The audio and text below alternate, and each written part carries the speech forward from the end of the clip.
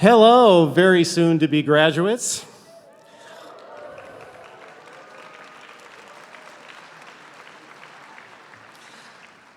I am Doug Clark, Dean of the College of Chemistry, and it is my great pleasure to welcome all of you, your parents, relatives, and friends to the 2018 College of Chemistry Commencement Ceremony.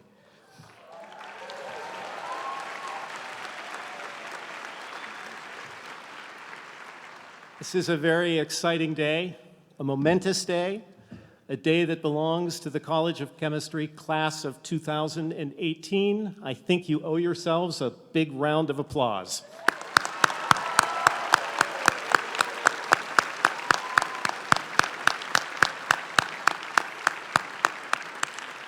We have a great program in store for you this afternoon, so please be seated and we'll begin. It's wonderful, as always, to see so many of you gathered today to celebrate this joyous occasion and very important milestone. And beginning with our graduates, College of Chemistry from which you are graduating has a great and illustrious history. Many of the most important discoveries in chemistry and in chemical engineering have been made right here, and many of the most influential members of the profession have passed through the college as undergraduates, graduate students, postdocs, and faculty. And indeed, many of the most important discoveries yet to be made inside and outside of the laboratory will be made by you. You are graduating from the finest institution of its kind in the world.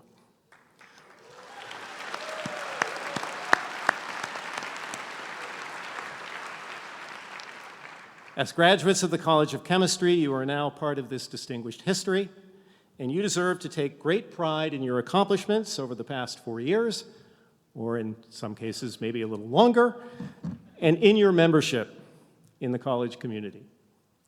Furthermore, as you all know, this year marks the sesquicentennial anniversary of UC Berkeley, and it is also the sesquicentennial anniversary of chemistry as a subject at Berkeley. Now that is not only cool, it is sesquicool, which makes you the sesquicoolest graduating class in the history of UC Berkeley.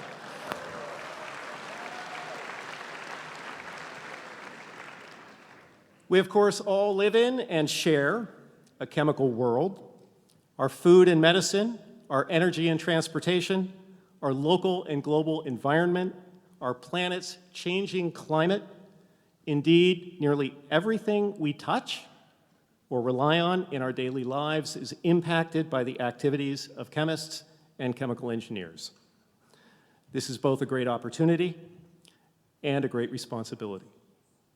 As graduates of the College of Chemistry, you are now empowered to help lead the way in developing sustainable solutions to many of the world's most pressing problems and ensure that they be implemented in a socially responsible manner. You are, after all, not only graduates of the College of Chemistry, you are graduates of UC Berkeley, the greatest public university in the world.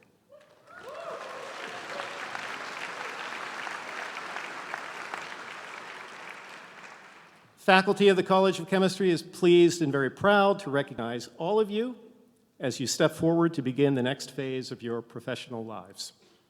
Today, we honor 281 graduates of the 2017-2018 academic year, 48 recipients of the Bachelor of Science in Chemistry, 43 recipients of the Bachelor of Science in Chemical Biology, 87 recipients of the Bachelor of Science in Chemical Engineering, 5 recipients of the Bachelor of Arts in Chemistry, 34 recipients of the Master of Science in Chemical Engineering's Product Development Program, 55 recipients of the PhD in Chemistry, 9 recipients of the PhD in Chemical Engineering. My colleagues and I congratulate all of you.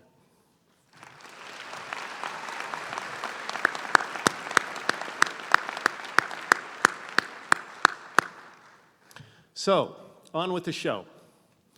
Since this ceremony honors the accomplishments of you, our students, it is most appropriate to first hear from your representatives, 3 student speakers. All 3 are graduating with undergraduate degrees in the college, 1 in chemistry, another in chemical biology, and the 3rd in chemical engineering. Our first student speaker is Alexandra Burrow. She is receiving 2 degrees, a BS in chemistry and a BA in Slavic languages and literatures.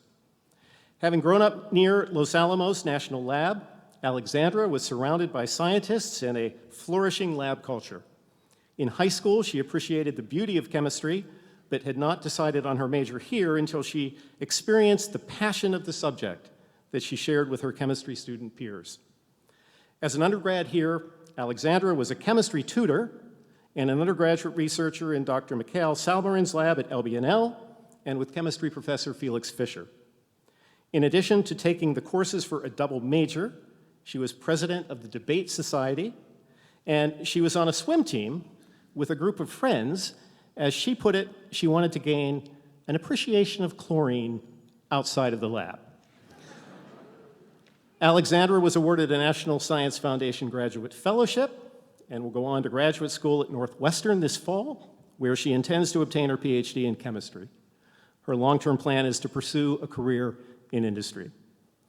Her immediate plans, however, are to teach as a GSI for Chemistry 3BL in the summer, travel, and try to get through her long list of books to read. When not studying, she enjoys swimming, scuba diving, and reading. When she leaves Berkeley, she will miss her friends, the, quote, brilliant, compassionate people of Berkeley, unquote, her hikes in the Berkeley Hills, and the amazing cuisine of the Bay Area. So please join me in welcoming Alexandra to the podium.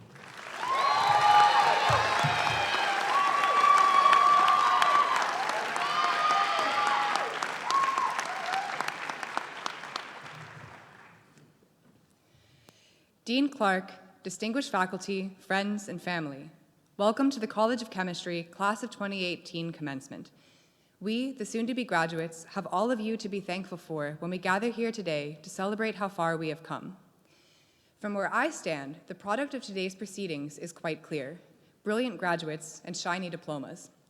But after 4 years of training in chemistry, I suppose it's only natural that I recognize this process as a chemist.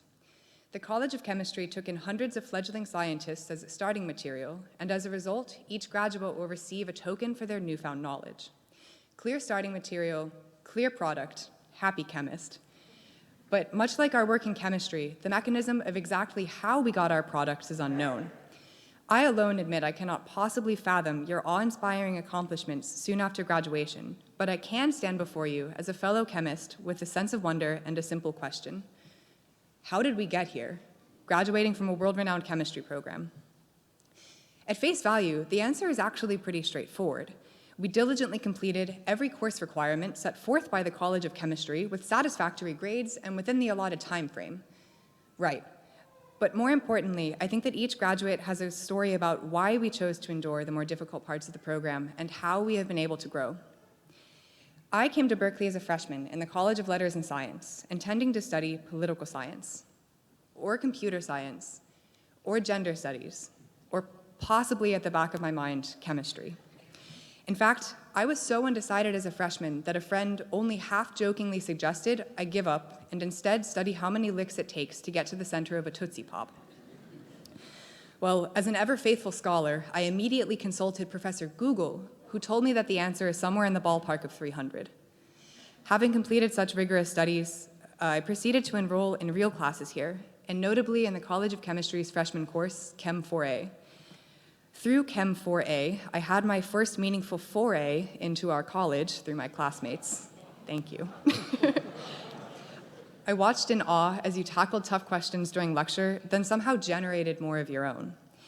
I smiled with relief when you invited me to study groups instead of hounding each other for answers to problem sets. For all the times you chose compassion over competition, I found you incredibly brave. Simply put, I loved our sense of community here. As I took more classes and started to get to know more of you, I found one trait in common. You all are incredibly inquisitive, contemplating cutting-edge science, and always ready to ask why. And if you go to any of our professors with your ever-growing list of whys, you see how their eyes light up when they talk about their chemistry. Whether you ask them about specific projects or broader issues in chemistry, every instructor I've encountered here can gleefully yet eloquently explain their perspective. Graduates, it's abundantly clear that you've learned science during your time at Berkeley, and you've undoubtedly learned discipline too. After all, we've all seen how a student at rest will remain at rest until acted upon by their first organic chemistry lecture at 8 a.m. But what I hope you take away from your time here isn't any grade or scientific concept. I hope when you look back at your undergraduate education, you've picked up the pervasive sense of wonder here. I hope that you stay motivated to keep asking questions, to keep thinking creatively, and to keep playing with all of your ideas. They just might shape the future. So, to those in the College of Chemistry who have answered our questions, thank you. Through you, we have learned to think, to persevere, and to tear down boundaries about what we once thought was impossible. To our mentors, through your curiosity and counsel, we have learned that in our quest to answer our never-ending questions, we can and should play all we want, but that as long as we write it down, it's science.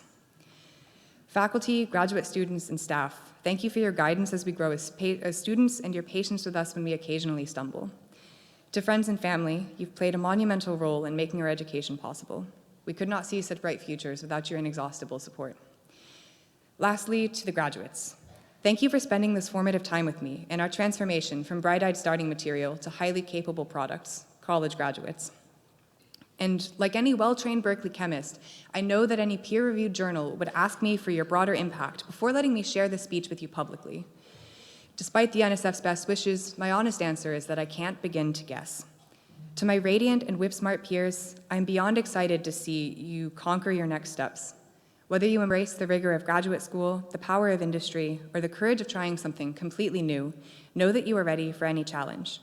I hope your time in the College of Chemistry has taught you to keep setting your sights higher, to maintain your insatiable curiosity, and to always ask why. Class of 2018, I am forever mystified by your potential. Congratulations. And go Bears.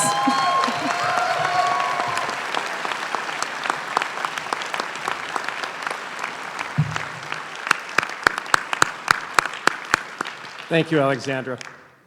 Our next student speaker is Ty Perez. Ty will receive his BS degree in chemical biology. Ty lived in Chicago, Los Angeles, and Austin before moving to Sacramento. He attended Sacramento City College, and while there, he led a summer course on replicating synthetic chemistry experiments found in the online literature.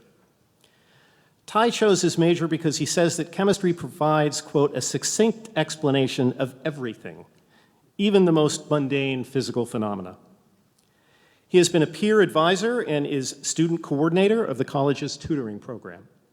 He also worked as an undergraduate researcher in Professor Irina Conboy's lab in bioengineering. He will continue to do research here in Professor Wenjun Zhang's lab in chemical and biomolecular engineering until he graduates in the fall. Ty will apply to graduate schools where he hopes to pursue a degree in chemical biology, chemical engineering, or physical chemistry. After graduate school, he is not yet sure whether to pursue an academic career, work in industry, or become an entrepreneur. And I think that after you hear Ty's speech, you'll agree that nothing is beyond this young man's reach. In his free time, Ty writes music and plays acoustic percussive guitar and enjoys partner dancing, cooking, and coding, although not necessarily all at the same time. When he graduates, he will miss the college's brilliant, hardworking faculty and students who he says have inspired and motivated him. Please join me in welcoming Ty to the podium.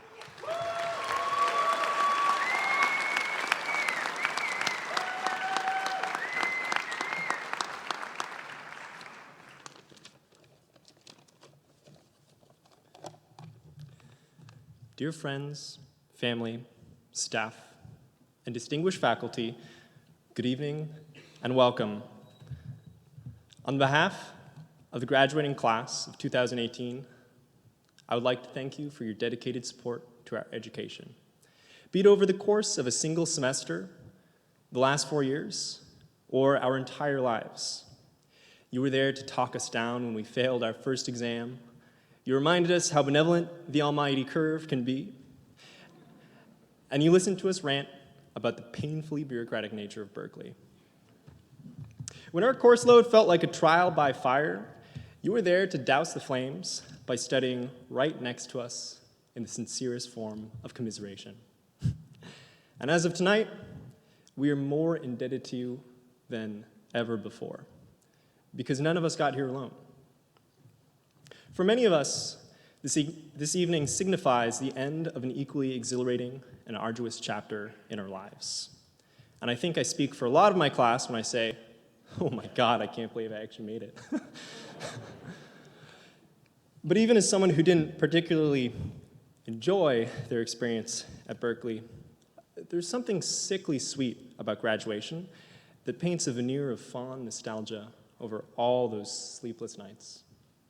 Regardless, I will carry my experience here like a suit of armor when I leave, because I have never been more proud of anything in my life.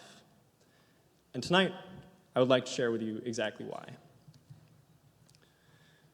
Just 5 years ago, I found myself homeless and without any sort of diploma. I was 19, I didn't even have a high school transcript, and I was pretty sure I would never get into college. It was at this time that it finally dawned on me just how fantastically naive my long-held ambitions of becoming a scientist really was. But when I finally found a new roof above my head, I mustered up just enough hubris to walk into the nearest community college days before classes began, and I begged my professors to let me enroll. And somehow this worked. 2 years later, I was nominated Chemistry Student of the Year, granted a scholarship from the ACS, and determined to go to Berkeley. But when I had finished my UC application, I left almost half of it blank, because I had no high school information, no AP courses, no clubs or activities, no SAT or ACT scores, not even a GED to report. When I hit that submit button, I had the sudden revelation that my application was completely ridiculous. But somehow, the advisors here read my essays and thought to themselves, no high school. This guy sounds legit, let him in. And several months later, I received an acceptance letter from Berkeley. And it was bittersweet, because this was also the first time I realized I couldn't actually afford to live in Berkeley. But several weeks after that, I was also awarded an international scholarship that promised to cover both my tuition and living expenses for the remainder of my undergraduate career. And this was the Jack Kent Cooke Scholarship. Seeing my scholastic daydream actually come to fruition was the first time I'd ever cried tears of joy. And at that point, I was on top of the world. I thought I was going to have it easy at Cal. Little did I know. When I first arrived in Berkeley, I signed a lease for an outrageously expensive apartment on the north side with a total stranger for a roommate. But a couple weeks in, I realized my financial aid wasn't dispersing. And when I contacted Cal Central, they informed me I was quote-unquote over-awarded, and that my disbursement would come through eventually, which actually meant the end of the semester. Over the next month, my roommate turned violent, I ran out of money, and I completely bombed my first exam. I was forced to leave my apartment for my own safety, and I spent the rest of the semester homeless, sleeping on frat house couches and the floors of sympathetic classmates. On the bright side, I made a lot of friends. But on the not so bright side, I hardly slept. I lived primarily off free campus food, and I barely had enough energy to complete my assignments after arguing with financial aid officials, dodging calls from an angry landlord, and scouring the campus for any resource that could help me. I could feel my pipe dream blowing away like sand in the wind, and I considered dropping out. But with the support of some incredible friends who housed and fed me, I crawled my way to the end of finals week in what would be my second most stressful semester ever. That's right, I said second most stressful semester because the following spring is where I really learned the limits of my abilities when I took Chem 120A with Professors Whaley and Rabbani. Rough. If it wasn't already apparent to those of you who didn't come here as students, the College of Chemistry is really hard. And after 2 years here, I've come to realize the only thing more challenging than getting into the College of Chemistry is probably getting out. But all jokes aside, my point of telling you the story isn't to say that I've made it here in spite of any hardships. It's just the opposite. As bizarre as my educational path has been, I don't think I could have succeeded at Cal without having faced these unlikely challenges. And I would like to share with you tonight the most important thing I've learned from that experience. I learned to fail. I learned to fail harder than ever before and try again without skipping a beat. More importantly, I learned to stop fearing failure altogether. Because by the middle of that first semester, so many things had gone wrong that there was literally nothing left to worry about.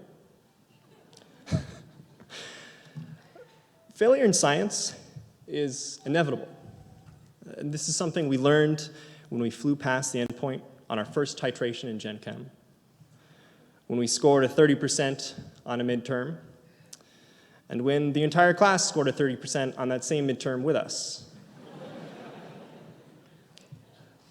Failure is something every budding scientist must cope with when their research presentation is chewed out by a panel of experts, just as their advisors did for them. In the College of Chemistry, the feeling of failure is pervasive, yet it rarely holds serious consequences. Although this can seem like psychological torture at times, the fact that we all made it here tonight is a testament to what we've learned from this. And that is to be fearless in the face of overwhelming challenge. So wherever you're heading after this, be it grad school, a sweet tech job, or even your parents' couch to sleep off the last 4 years, you will face failures, big and small. There will be failures that you caused and failures you had no control over. But out of all the graduating students in Berkeley right now, you, my fellow chemists and chemical engineers, will fail the most gracefully.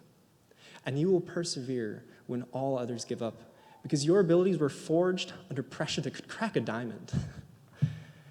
And this resilience is exactly why you will succeed in whatever you do. Thank you.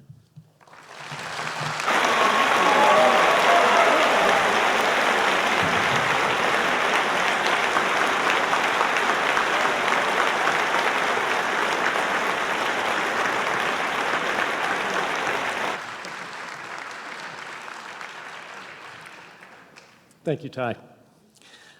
Last but not least, our third student speaker, Priya Padara, is a chemical engineering major. Priya grew up in Dubai, in the United Arab Emirates.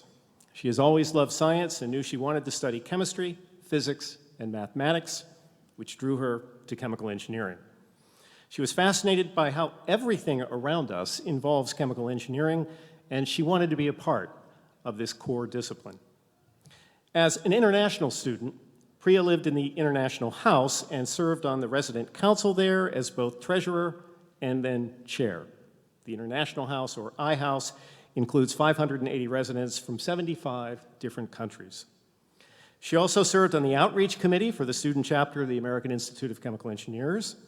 Other short-term experiences include working at an oil refinery in India and working with special needs students in Dubai. One of her research projects at Berkeley was studying the efficiency, cost, and safety of lithium-sulfur batteries in cars, and she also designed a 1,000 megawatt methanol production plant with natural gas as the feed and conducted an economic analysis to determine its feasibility. After graduating, Priya will return to the United Arab Emirates to work in industry for a few years before going back to school, where she hopes to get a master's degree in a program that specializes in both engineering and business. Her long-term goal is to work in the renewable energy field and, as she puts it, follow in her father's footsteps. Priya enjoys watching movies, learning to play the guitar, and catching up with family and friends. When asked what she will miss in Berkeley, she says her friends, Dr. Shannon Siston from CBE, 120 Latimer, where most of her lectures were held, and the I House. So please join me in welcoming Priya to the podium.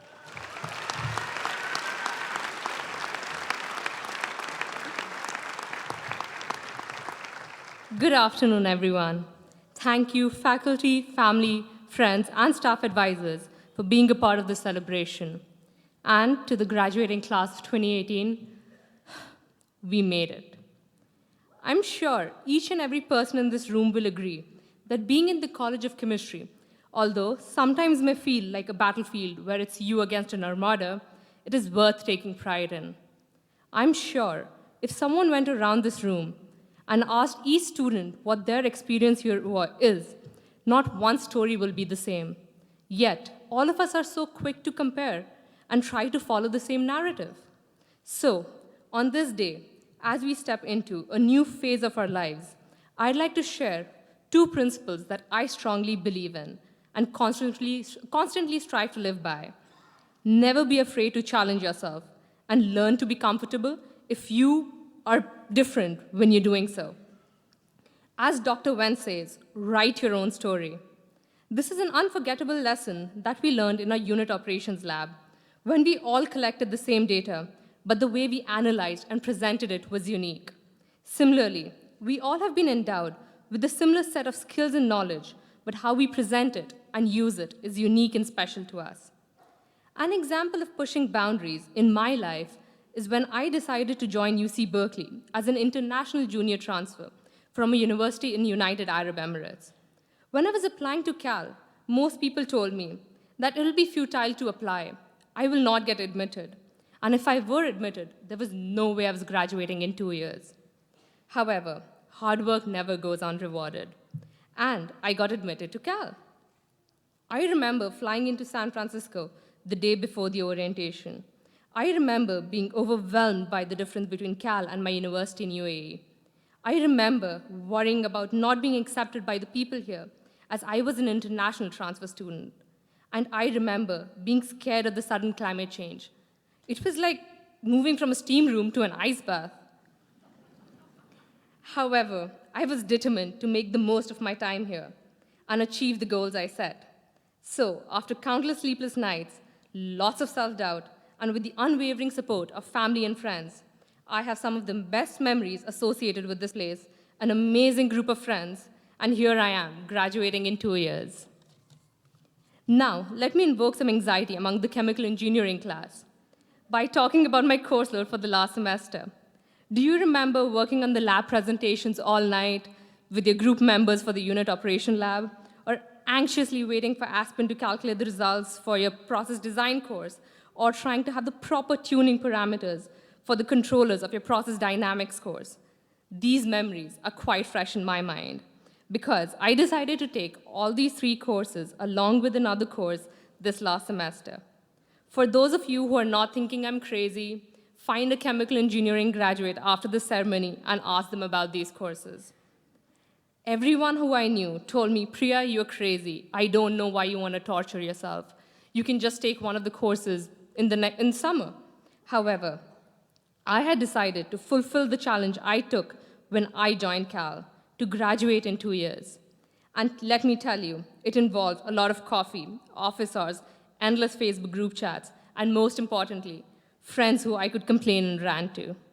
But in the end, it really comes down to self-awareness of your skills, capabilities, effective time management, and giving your 100% to the tasks you have undertaken. If you ask me, achieving your goals, however unthinkable they might seem to others, is what this college is all about. College of Chemistry is a diverse place and has students with different attributes, interests, and backgrounds. And if I'm here as an international transfer student after taking 3 amazing, or should I say stressful courses together, I am sure everyone in this college can achieve what they strongly believe in. So, as we begin the new chapter of our lives, I would like to reiterate that we do not need to follow the crowd to do well. We just need to know and challenge ourselves. At this point, we all have friends who have jobs or offers from grad schools. Congratulations to those friends. However, remember, life is not a zero-sum game. Other success does not imply a failure. Write your own story. So, just like the data that we collected from the Unit Operations Lab, the College of Chemistry has given us all the same education, and now it is up to us how we fill the upcoming report our lives. Congratulations to everyone, and thank you.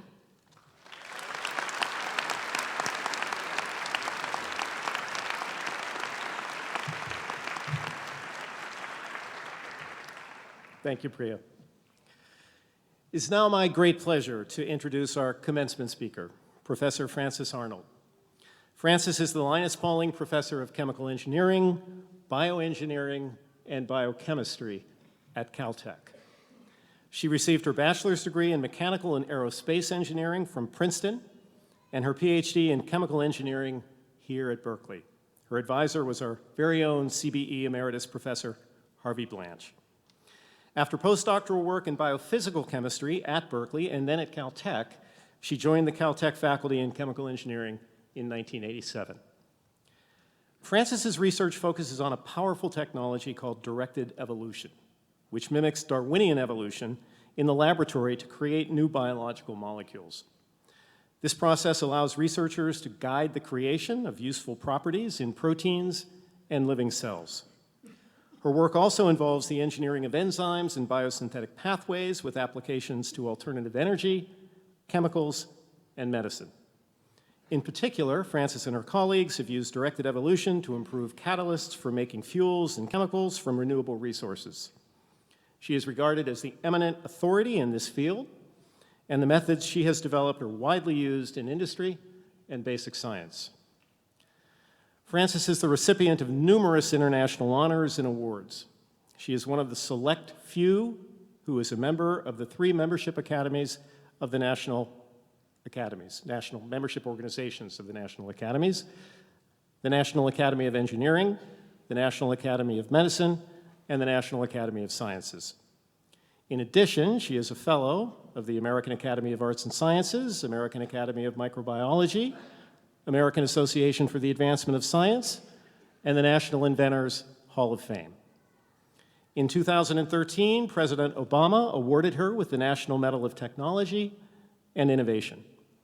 Furthermore, in addition to several other accolades, too numerous to name here and now, she received the Charles Stark Draper Prize of the National Academy of Engineering, one of the world's highest honors for engineering achievement.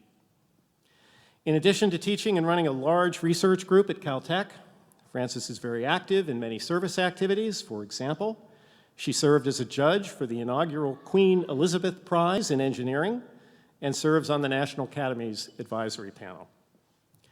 She has also co-authored more than 300 publications and is a co-inventor of 58 issued US patents. In 1985, she co-founded GEVO to produce fuels and chemicals from renewable resources, and other companies have since followed.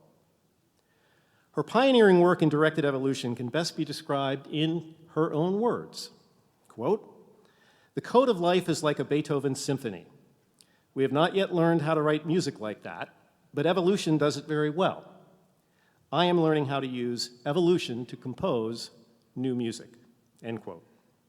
And I might add, whether it's jazz, rhythm and blues, classical, or rock and roll, Frances has it all covered.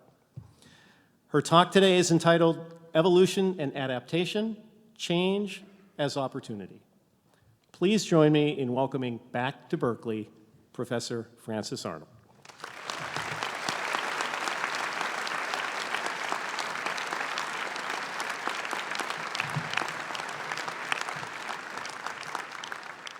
Wow.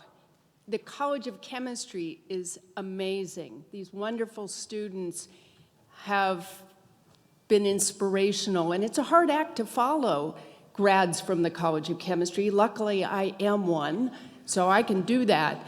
And I have to say, I'm thrilled to be here because I was not smart enough to come to my own graduation. You all are a lot smarter because it's pretty rare that you get the opportunity twice. So I'm very glad that I have the chance to speak to you. Congratulations to you and to your families who've supported you on your journeys, because you have a real right to feel proud. For now, you've made it, right? At least you've made it to here. There's an old Jewish Buddhist joke that goes about travel that goes like this. It says, wherever you go, there you are. Now, your luggage is another story, right? We don't know about that.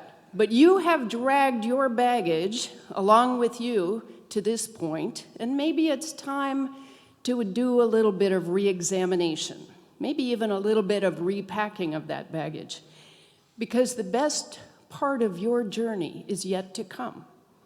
The worst is probably yet to come, but you don't have to worry about that for a couple of hours, 2 more hours at least.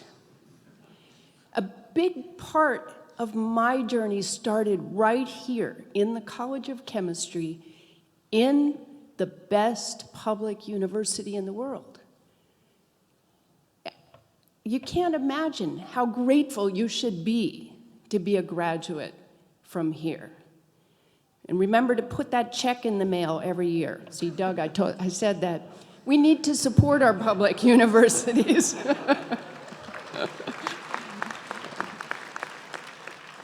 I came here as a PhD student in January of 1981, looking for a new career already.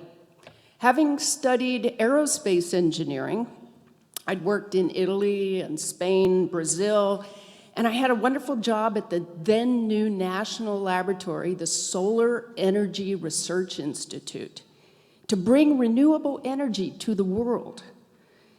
Remember that our nation under President Jimmy Carter had a national goal of 20% renewable energy by the year 2000. That was a stated national goal, and I was proud to be working on that. But a dramatic shift in the political climate changed everything. Overnight, it seemed, Ronald Reagan was elected president, and I needed to explore some new career directions.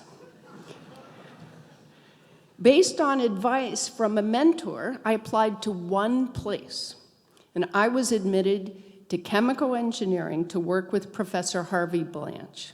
Thank you, Harvey. What an opportunity that was. In addition to doing exciting research, I learned enzymology from Judith Klinman and Jack Kirsch. We called it the Jack and Judy show, but it was phenomenal.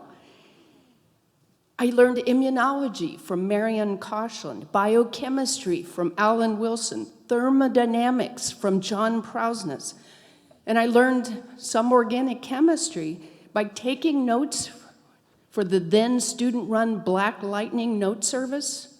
I mean, you probably don't know this, but at 8 o'clock, you've all taken organic chemistry at 8 o'clock, I hear. But in those days, we paid good money to get lecture notes so that when we missed those 8 o'clock lectures, we could have those notes. And therefore, I ended up doing organic chemistry 6 times. I needed it. But how lucky I was to watch giants like Henry Rappaport and Clayton Hethcock and Peter Volhart, who gave me real good clues on how to keep 300 sleepy students engaged. And Cafe Roma, now Cafe Strada, gave me the help and caffeine I needed in those mornings, and there was top dog for those late nights in the laboratory. I miss all that. And while I was learning the basics from the best, some pretty exciting things were happening in the Bay Area. Genentech, founded just a few years before that, had big plans. Chiron was co-founded the year I arrived by my then Intro to Biochemistry professor, Ed Penhote. The whole excitement of a whole new industry was in the air. We were just learning how to manipulate DNA for the first time. And there was this marvelous idea that we could rewrite the code of life. Well, you lucky dogs, because you too have had this experience. You've taken classes from and you have worked with the best chemists, biochemists, and chemical engineers in the world. You've witnessed the flowering of synthetic biology, the CRISPR revolution, development of all sorts of alternative energies, nanotechnology, the tech revolution. Where is your journey going to take you from here? And what will it look like? Well, mine started with inspiration from the greatest, and there's a ranking out there, the greatest engineer and the greatest chemist of all time. Because up at the top of the greats is nature. Nature discovered amazing solutions to an incredible array of difficult problems, not the least of which is how to be alive. That's an amazing discovery that no human has figured out yet. But nature has figured out how to extract materials and energy from widely different places and convert them to this vast collection of brilliant, self-repairing, adaptive materials, molecular machines, control systems, chemical factories, with great efficiency, amazing efficiency, and minimal wastes. And I think we should strive to match this in any of our human design systems. And it's wonderful to have that inspiration. So inspired by nature and empowered by technology, I wanted to rewrite DNA to solve human problems, to use those principles that nature had taught us. Only I had no clue how hard it would be. That's the great thing of being young and ignorant, is that you can take on impossible problems because you don't even know how hard they are. Here we were at the beginning of the DNA revolution, just learning to cut and paste DNA with our baby scissors. I had no idea how hard it would be to compose that DNA. And as Doug quoted, when you think about DNA, we can read it, we can write it, we can edit it, but we don't know how to compose it. It took 4 billion years of evolution to compose that intricate and stunning symphony. We don't even know how DNA encodes life, much less, we don't even know how many of the genes, what they're doing. But since when would that stop us? We build using what we have and what we know at the time, and we can circumvent some ignorance of underlying physics and chemistry with a little bit of creativity, a lot of experimentation. In fact, that's exactly how nature does it. Nature figured out how to build catalysts, materials, organisms, using a process that's both elegant and beautiful and simple. It's called evolution. Few billion years of Darwinian exploration, trial and error, success and failure, have generated this truly stunning array of solutions to being alive. And just like human engineers do, evolution picks pieces up from the factory floor. Nature has given us a vast repository of biological parts and in previous inventions. So we see every day that the ability of systems of life to adapt to a competitive and rapidly changing world rests squarely on and arises from this vast collection. It's called diversity. It's a collection of diverse solutions that a microbe can pick up and figure out how to evade that antibiotic that it took you 10 years and $1 billion to develop. And a few mutations might happen, and you see that a microbe learns how to eat herbicides and oil spills and plastics that we thought were non-biodegradable. And I'll tell you, we have a lot to learn from that, especially our leaders have a lot to learn from how nature innovates, because it comes straight out of diversity. of recombining different parts and recombining different experiences, because without that diversity, and this is probably the most diverse place for learning that I can think of, without that diversity, we all move down the same path. We accumulate a lot of wrong ideas, and nature teaches us that that is the surest route to extinction. Now, the world is always changing. Some of those changes will be frightening, and not always to your benefit. So how do we survive and even thrive in a changing world? Nature offers a great lesson. The survivors are those who adapt. But even better, it belongs to those, the survivors are those who learn how to benefit from change, grow intellectually, and grow personally. That means careful listening, constant learning, something you have started and perfected, I hope, here. It also means evaluating your choices throughout your lives, being willing to make adjustments, even try a whole new direction. It doesn't mean acceptance. Adaptation does not mean you accept it, and it certainly does not mean that you give up. It means taking some of the toughest challenges that you face as new opportunities to grow and learn. Don't be afraid of it, because that is your opportunity. Change is where you can really shine. Yes, grads, the future will be built by you. When you see a problem, you can solve it. You can try to solve it using what you've learned here.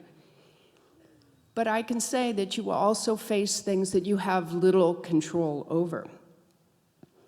Things that mean so much to us. Illness, loss of loved ones, strife in the Middle East, and in our own cities. The political climate. The climate. What can we do? When I was asked to speak to you today, on a day when you and your families will celebrate your hard work and your achievements, my first impulse was to say, no, what advice do I have and what can I offer you? What do I know? So many things in my life have gone awry. 20 months ago, my beloved son William died accidentally. He would have been graduating this week, just like you. And his brothers and I experience a profound and ongoing sense of loss every day when I think of the wonderful man that he was and would have been. But the joy that comes from looking at your faces and seeing him, I see him in your faces, and I see his dreams in your faces. I see your enthusiasm, your love of life. I also see some of your worries. Because the future is unknown, and sometimes it's quite dispiriting, but it's also wide open, and it's yours. It's time for you to take it in your own hands. It's time for you to use those unique skills and make this world better than the one that you find. And you have that responsibility to use those skills, not just for yourselves and your families, but for all the life that we share this planet with. Because this beautiful Earth, this small planet, is our shared home, and we must deliver it in good shape to future generations. So I hope you will find something that you can do really well with what you've learned here and what you've worked so hard to acquire. I hope you will build something beautiful. I hope you will create something meaningful, even if it's small, because you can look at that every day, and it will bring you joy. And you always hear about passion and creativity, and I can go on and on about that, but I'll end by reminding you that it's also important to remember good old-fashioned hard work. I know you've done a lot of that here, but don't forget it, because successful people work hard. To be successful in your personal life means working hard on your relationships And success in your professional life means continuing to learn. So don't underestimate the power of hard work, of climbing that mountain, one small step at a time. That's another lesson that evolution teaches us, because if you take one step at a time, pretty soon you find yourself on the top of the mountain, looking over the clouds. And I wish all of you a truly wonderful journey. Thank you.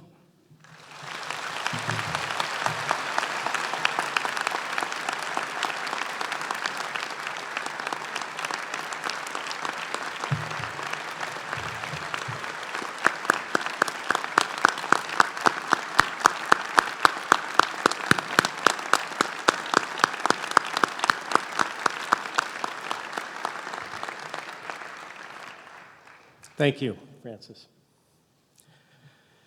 It is now time to recognize some of our most outstanding graduates of 2018. We've already heard from a few. But let me first say that in general, this year's graduating class of the College of Chemistry undergraduates continues to demonstrate Berkeley's excellence by virtue of the breadth and number of awards received, honors bestowed, job opportunities offered, and admission to the top graduate programs in the world. For example, Berkeley as a university dominates the competition for National Science Foundation graduate fellowships. 75 of our graduating students have been awarded NSF fellowships. MIT, the closest competitor, had 51. This year alone, College of Chemistry students won 12.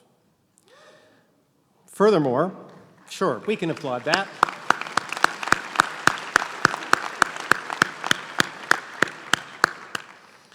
Furthermore, students in the college presently hold 53 Berkeley undergraduate scholarships and 19 Regents and Chancellor's scholarships. In short, our students continue to excel, inspire, and amaze.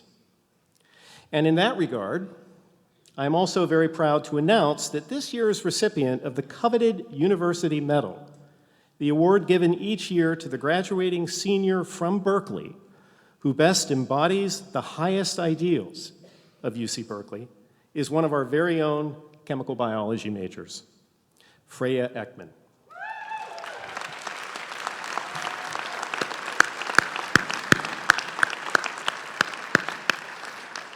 Freya has a near-perfect GPA of 3.99, and I don't know what happened there, but 3.99. And as UC Berkeley's top graduating senior, she'll receive $2,500, and just last Saturday, she delivered a stirring speech to thousands of her peers at the campus-wide commencement ceremony. I urge all of you to check it out on YouTube. Freya was born in Germany, but raised in La Jolla, California. She is fluent in Swedish and Norwegian, as well as English, and conversant in Spanish and German. Her athletic pursuits include marathon running, squash, intramural basketball, and long-distance bicycle touring.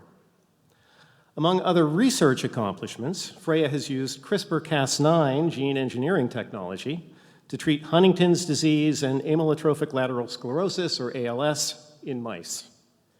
She has also published scientific papers with such luminaries as Jennifer Doudna, our own chemistry and molecular and cell biology professor and last year's commencement speaker, and David Schaefer, one of our professors of chemical and biomolecular engineering. David nominated Freya for the University Medal and said, first authorship on one publication and authorship on 3 additional publications is arguably sufficient for a PhD at Berkeley. But it's an incredible feat for an undergraduate. Freya is an extremely gifted young scientist in the top 1% of all undergraduate students whom I have mentored in my 19 years here. Freya's accomplishments earned her a Gates Cambridge Scholarship, which will take her to the University of Cambridge in England in October to embark on a graduate degree in translational biomedical research. So I would now like to invite Freya up to the stage.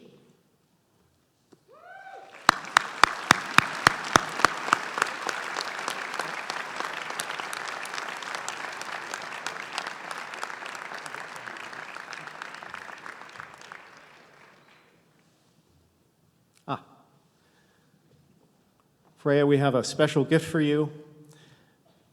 This is a cow bear carved from the laboratory bench of Nobel laureate Glenn Seaborg, one of our most distinguished faculty. So it's a unique gift for a unique young scholar. Congratulations.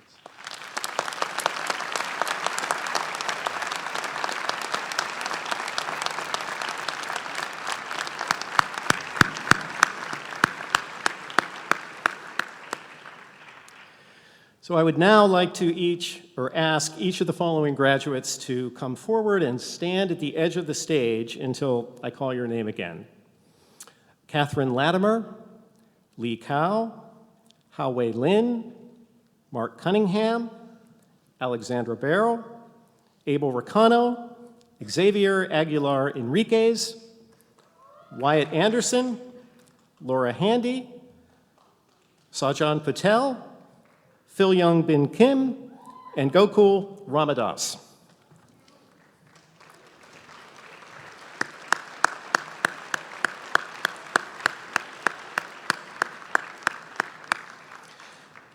Each of our departments annually selects a winner of the departmental citation, which recognizes overall excellence in scholastic performance in the major.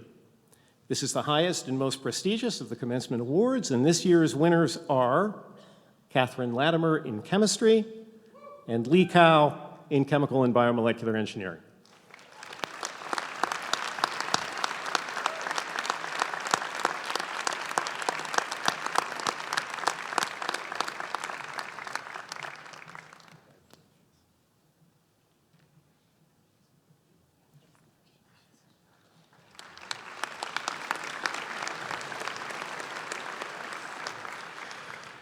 In 1998, the college inaugurated an award for excellence in undergraduate research, one in each department. The Glenn T. Seaborg Award for outstanding undergraduate research in chemistry is given to Hao-Wei Lin.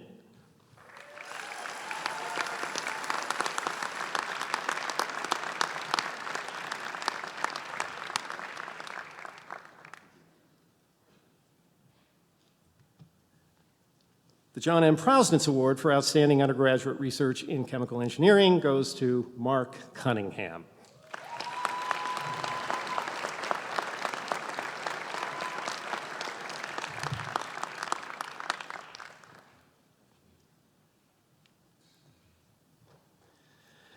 The Eric O. and Ellie M. Segabarth Prize in Chemistry is endowed by the family and friends of Dr. and Mrs. Segabarth in their memory.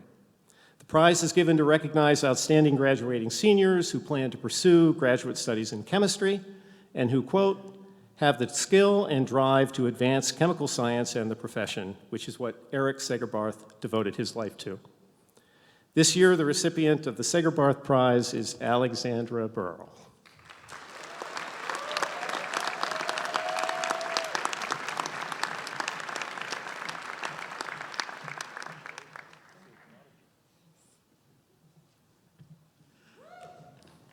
The George C. Pimentel Award was established to encourage promising students to engage in undergraduate research and pursue their science education. Each year, the award is given to a graduating senior who has carried out undergraduate research, is planning to go on to graduate education in chemistry or a related field, and is a member of the first generation in his or her family to be privileged to attend college. This year's recipient of the Pimentel Award is Abel Ricano.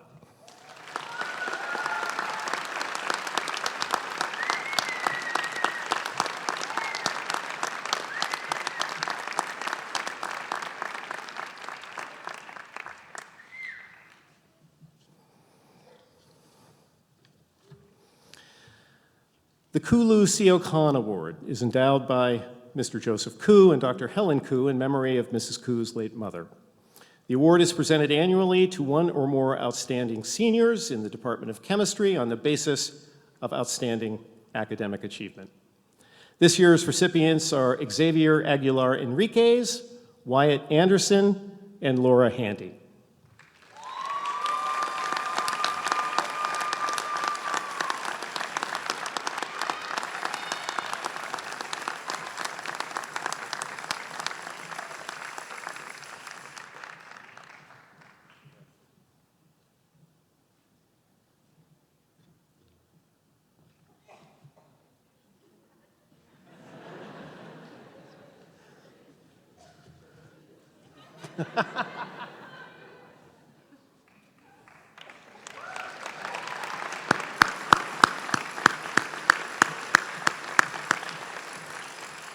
Good things come in threes. The Northern California section of the American Institute of Chemical Engineers selects one graduating senior from each of the 5 chemical engineering departments in the region for the Most Likely to Succeed in Chemical Engineering Award. This year's recipient from Chemical and Biomolecular Engineering is Gokul Ramadas.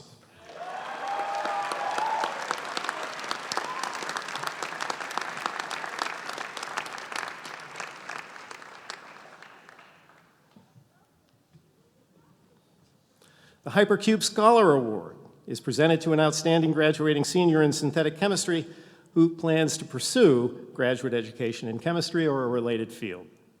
The award recipient receives a gift of Hypercube's HyperChem software, and this year the award goes to Sajun Patel.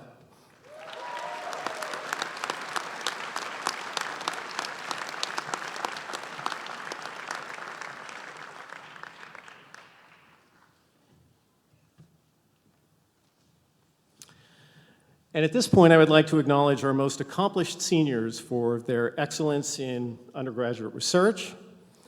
Would the following students please stand and remain standing in place?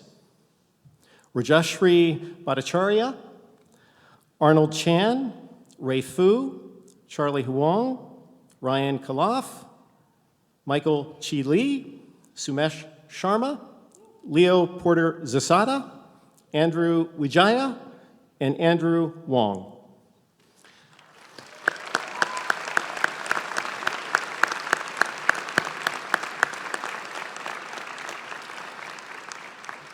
Three weeks ago at our annual Stegerbarth Undergraduate Research Fair, each of these students received a Senior Undergraduate Research Award for their outstanding research accomplishments spanning over several semesters at Berkeley.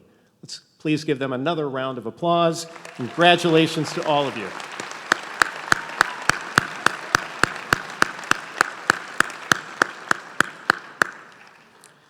The next award is the Paul Plouffe Memorial Prize. This prize is given to a graduating chemical engineer who best demonstrates the integration of science and engineering with the humanities. This year will mark the 8th year of awarding the prize, given in honor of the late Professor Paul Plouffe, who was the heart and soul of the chemical engineering program for 24 years, guiding countless students through the technical communications course. Generous donations from Paul's friends and family have made it possible for the college to present this award annually in Paul's memory. This year's award goes to Chemical and Biomolecular Engineering student Phil Yong Bin Kim.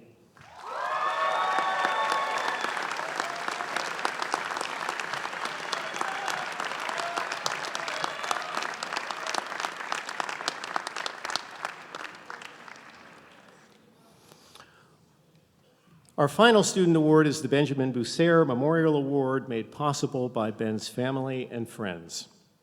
This award commemorates one of our graduate students who was tragically killed in an automobile accident in 2005.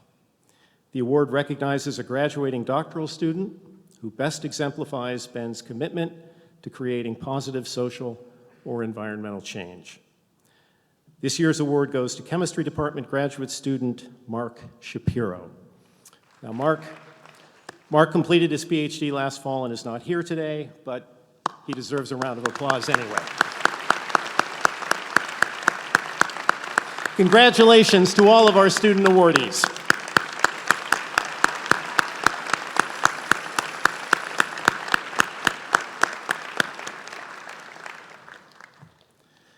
And now we recognize a few of our faculty members.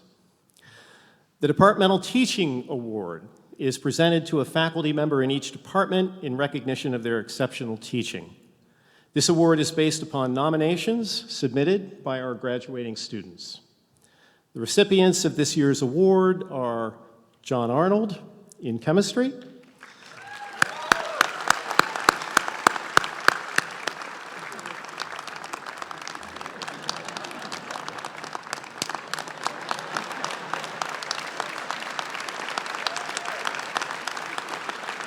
and Marjorie Wendt in Chemical and Biomolecular Engineering.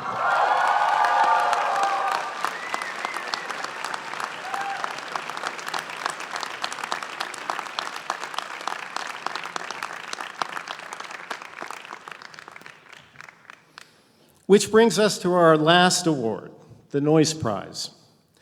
The Donald Sterling Noyce Prize for Excellence in Undergraduate Teaching is given annually to a faculty member in the physical sciences, not just chemistry, who has demonstrated unusual success in undergraduate education, including work in the area of curricular development. This year's Noyce Prize recipient is chemistry professor Phil Geisler.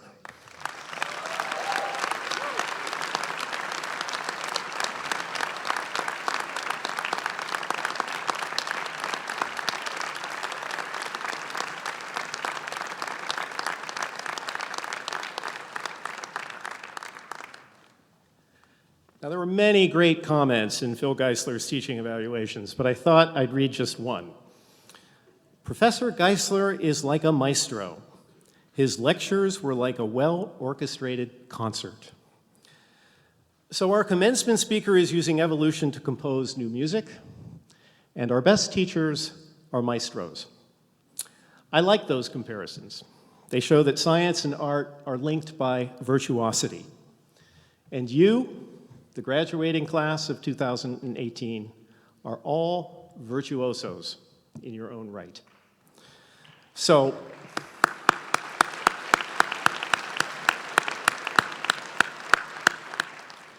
now I think it's time for you to receive your degrees.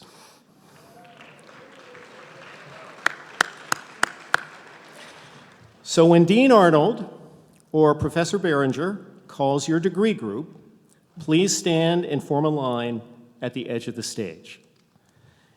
Now, in addition to honors bestowed to students based on their academic achievements, which is a GPA of 3.752 or higher, the college has established an honors program for students who performed research in a faculty lab over 3 semesters, maintained a GPA of at least 3.4, and produced an honors thesis. So when you hear a student's name with the designation of with honors in chemistry or with honors in chemical engineering, that indicates the research honors distinction. I now call upon Dean Arnold, undergraduate dean of the College of Chemistry, to announce the BS degree recipients in chemistry. Will the degree candidates please rise and line up at the edge of the stage?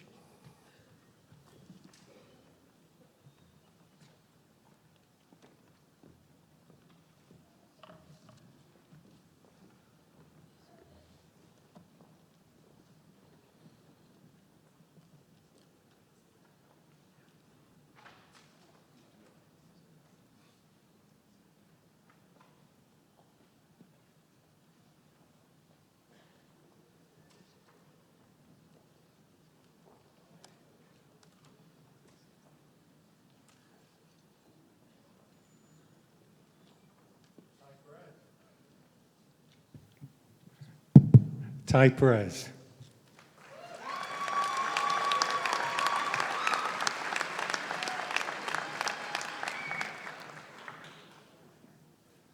Alexandra Burl.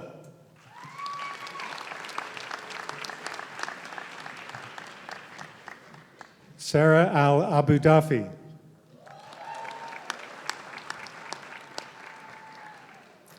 Cheyenne Pedram. Sajud Dalia.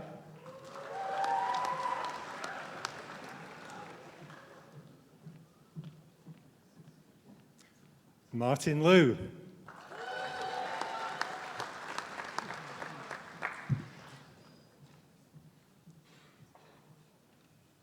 Michael Curtis.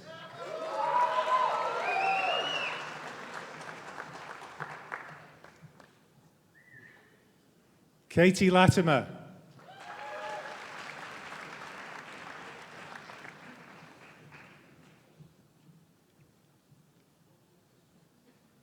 Danica Nimlos.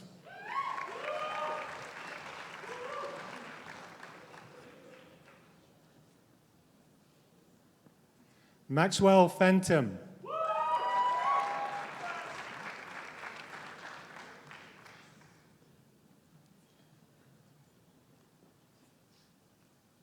Liwen Ko.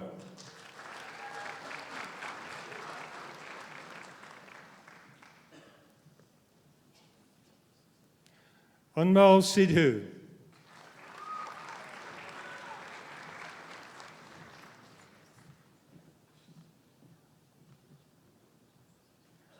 Fardeen Nakmad.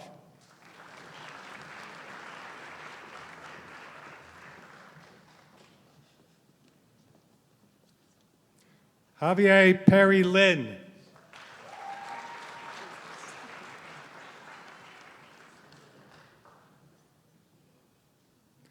Matthew Chang.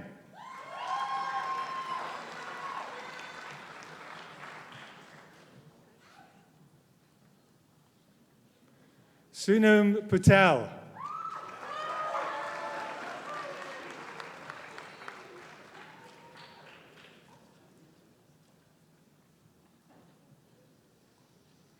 Afshar Hassani.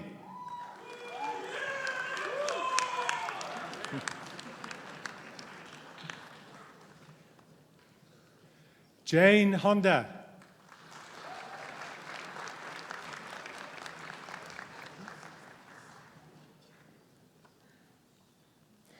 Aaron Tang.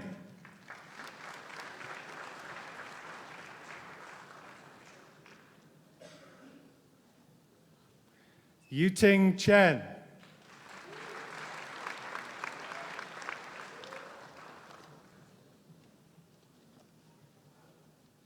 David Chow.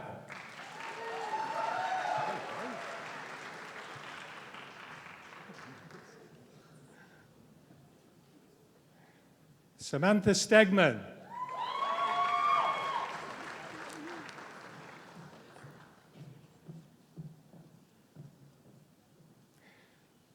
Mehdi Mogahan.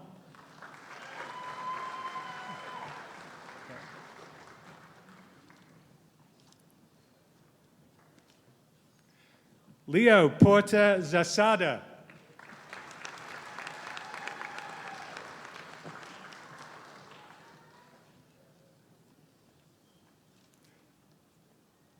Xavier Agliar.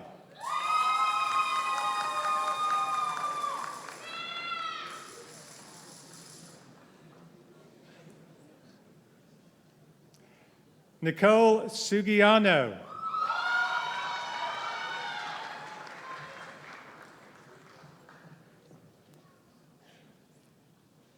Lucia Althea Key.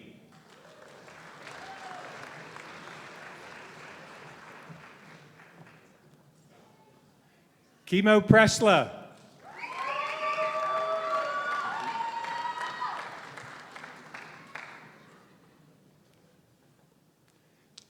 Yu Shi Chen.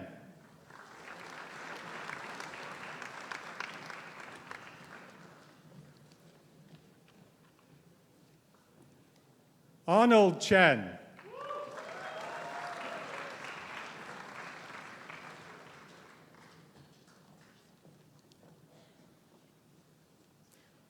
Hao Wei Lin.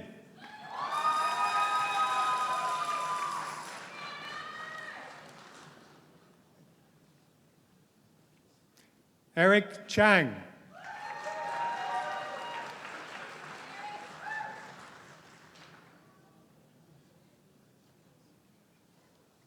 Emily Lobsher.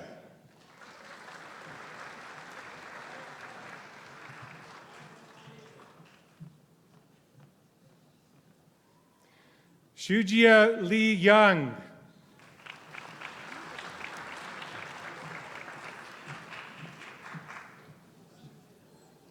Aaron Cow.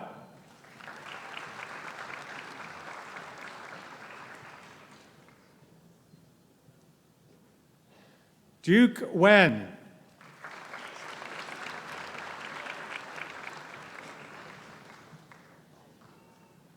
Maxwell Tucker.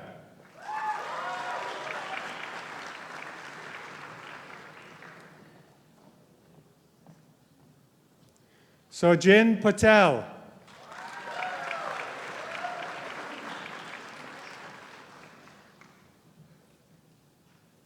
Megumi Mori.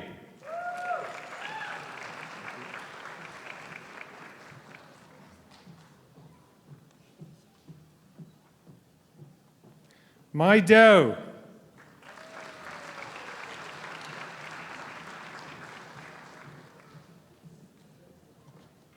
Singer Zhang.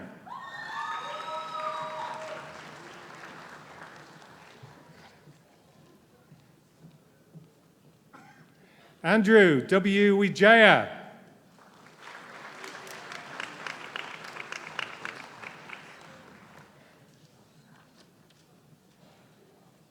Benjamin Wheat.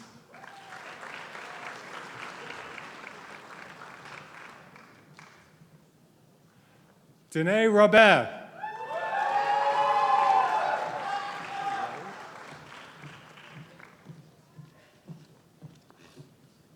Katie Joni.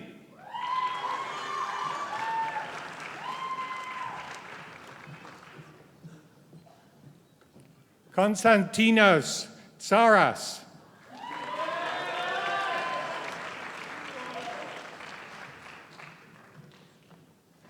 Trevor Trombley.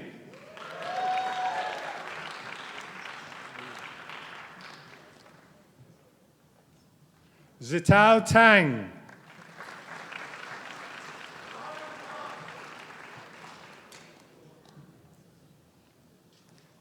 And Yu Chi Soon.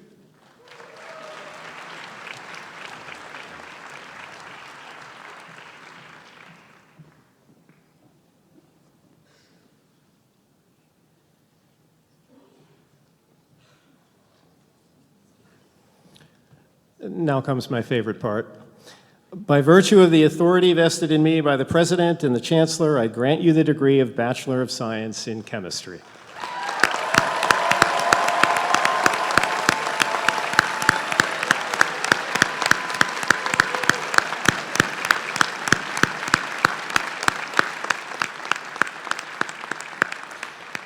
Dean Arnold will now read the names of the BA degree recipients in chemistry. Will the degree candidates please rise and line up at the edge of the stage?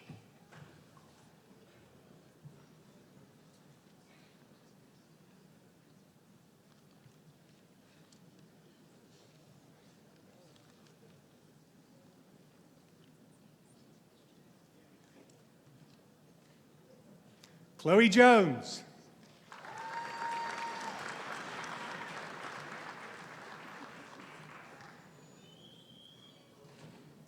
Roxana Martinez.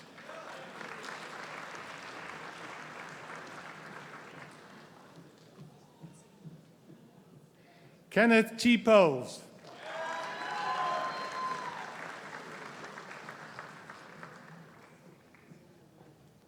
Ching Young Song.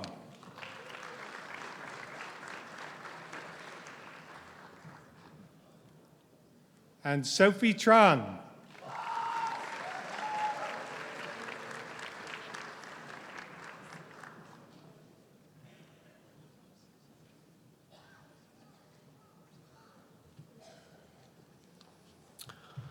By virtue of the authority vested in me by the President and the Chancellor, I grant you the degree of Bachelor of Arts in Chemistry.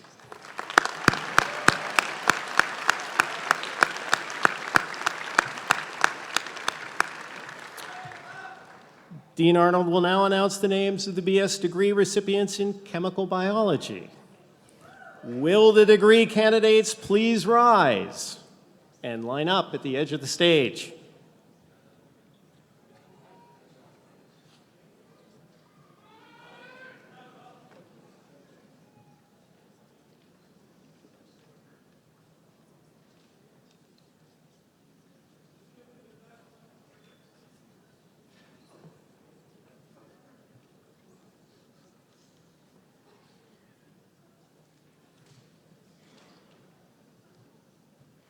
Zoe Chantel Adams.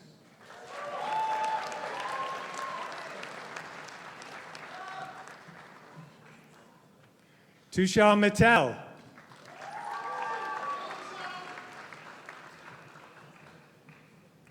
Graham Fenton.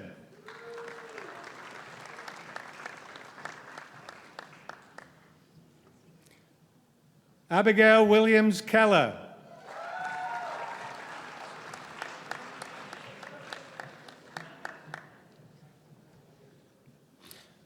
Faison Motawala.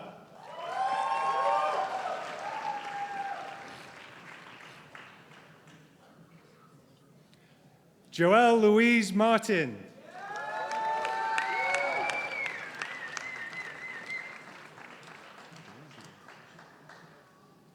Paul Burrows.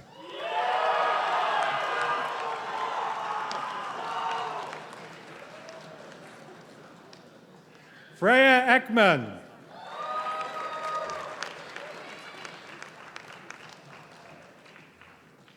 Amit Akula.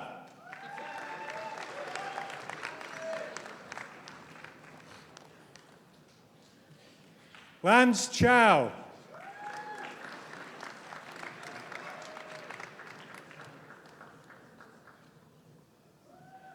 Abel Ricano.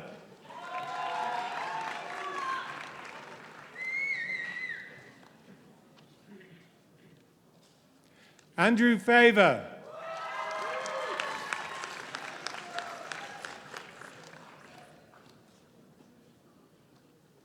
Sharunya Aya.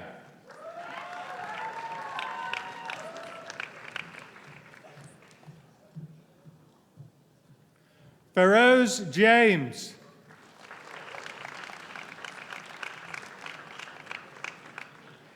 Nasir Merchant.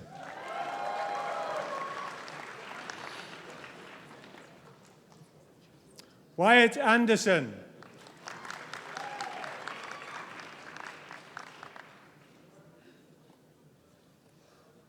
Dario Gavalevsky.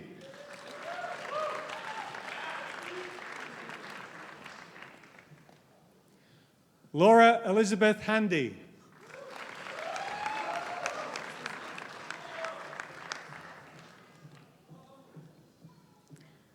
Yuchen Lee.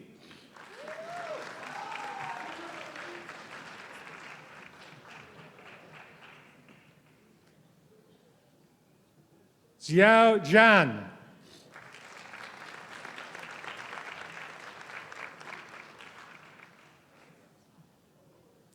Sophia Lam.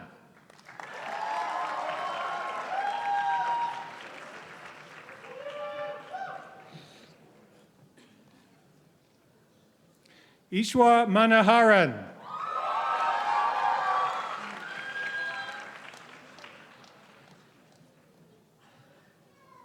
Michael Chi Lee.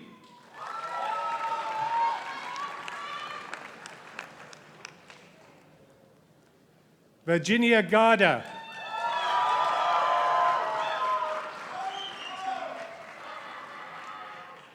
Serena Buo.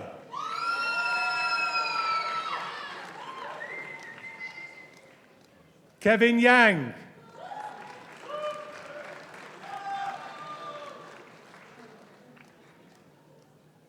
Jeffrey Zhang.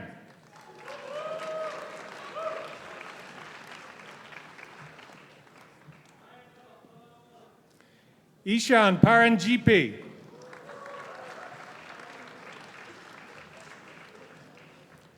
Mani Hu.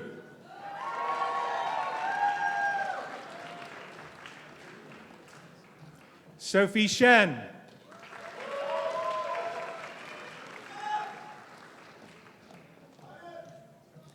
Tu Vu.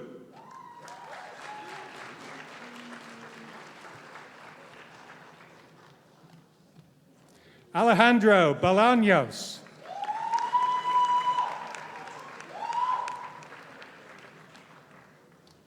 Adriana Arias.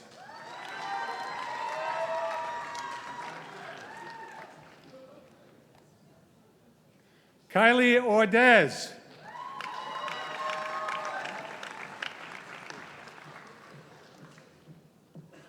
Sophia Tsao.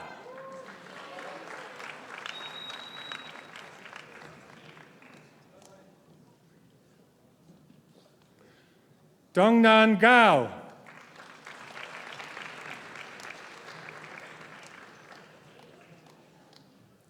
James Harrison Griffin.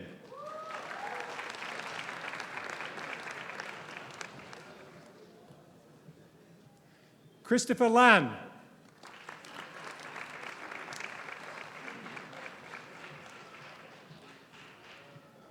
Neil Shea.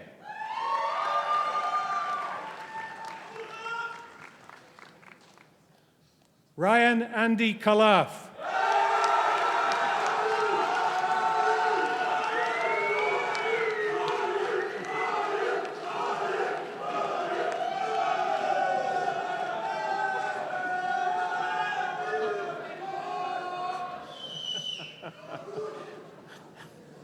It's nice to be popular.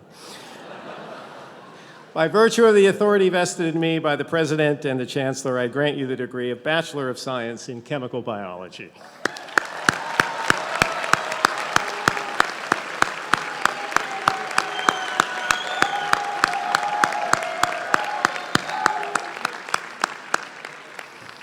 I now call upon Professor Berenger, Director of Undergraduate Chemistry, to announce the BS degree recipients in Chemical Engineering. Will the degree candidates please rise and line up at the edge of the stage?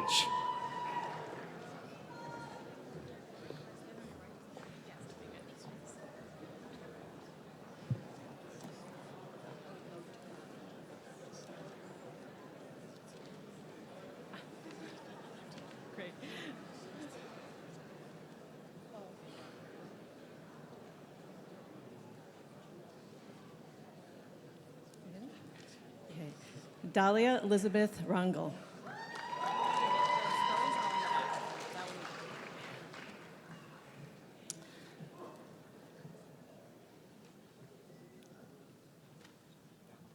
Priya Pidara.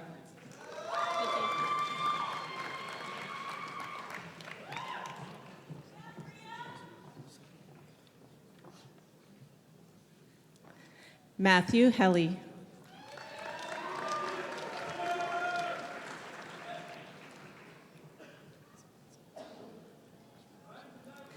Ming Chang Yi.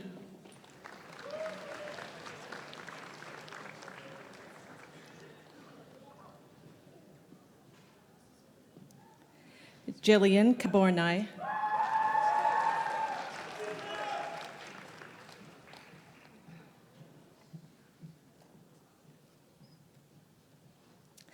Samir Mohan.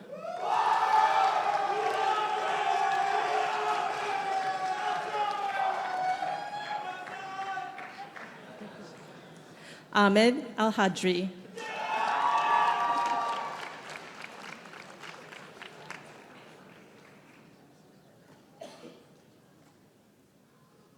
Ray Fu.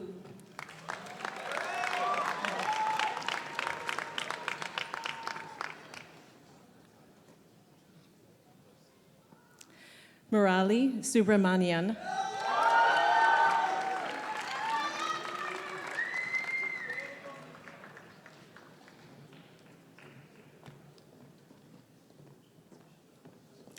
Sarab Malani.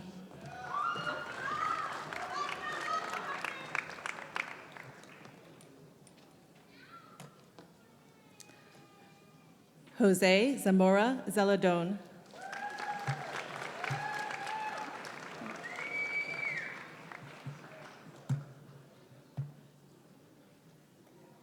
Laura Strong.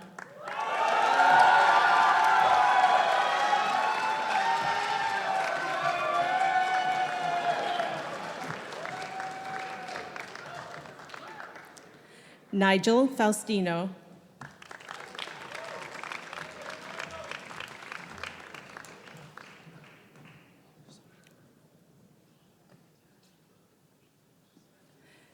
Ria Samashwar.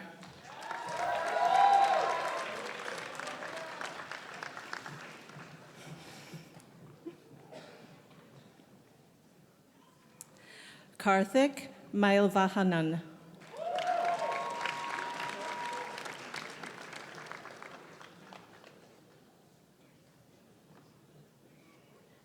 Andrew McDonald.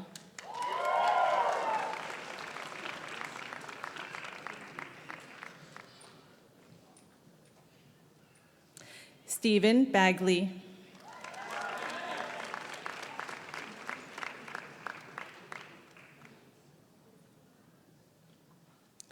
McGregor Stat Miller.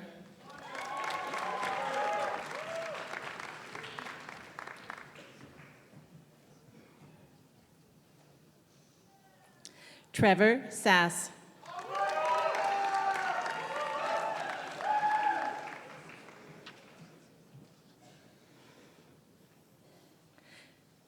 Nitin Vinay Panaganti.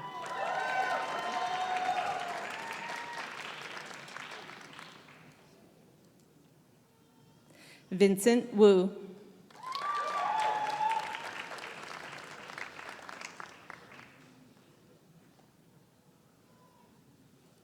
Brandon Kim.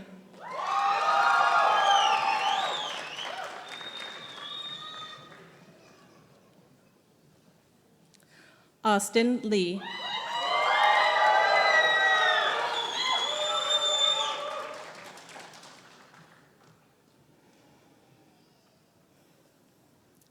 Katerina Harnato.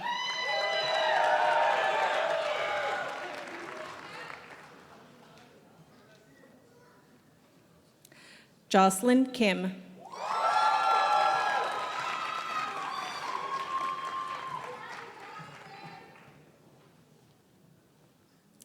Julia Sawaya.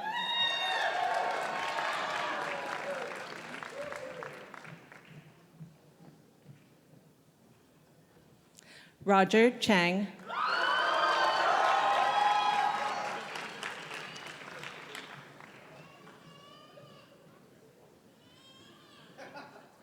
Timothy Sivaraman.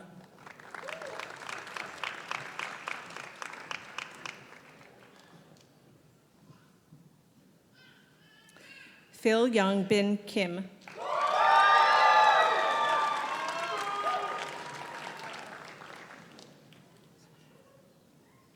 Matthew Liu.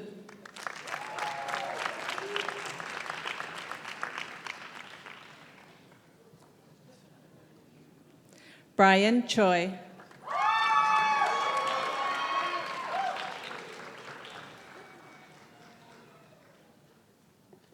Tom Lin.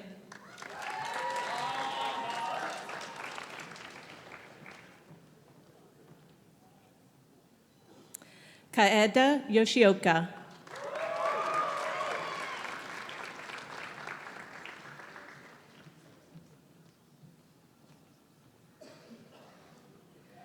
Ani Pan.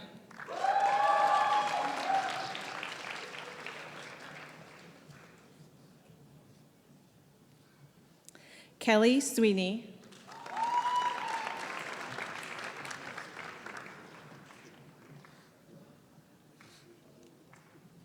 Stephen Zheng.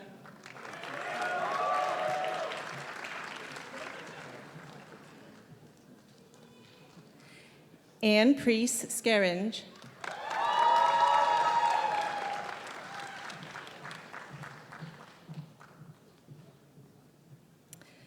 Yuchen Yang.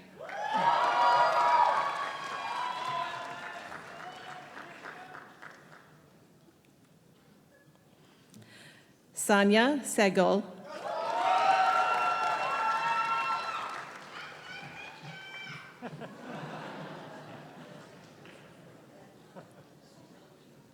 Gokul Ramadas.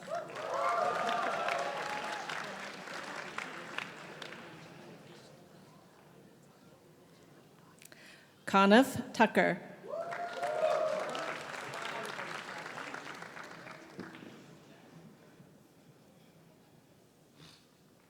Zoheb Sarwar.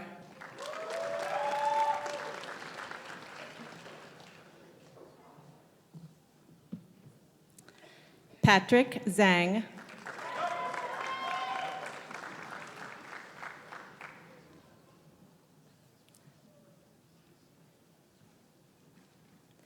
Aaron Stager.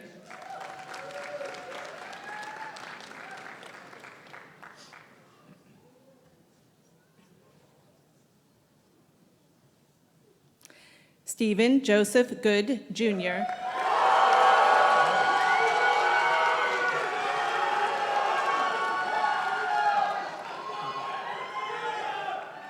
Andrew Wang.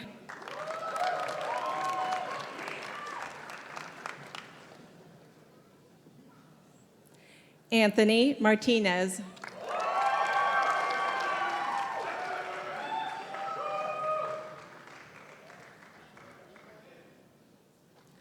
Sumesh Sharma.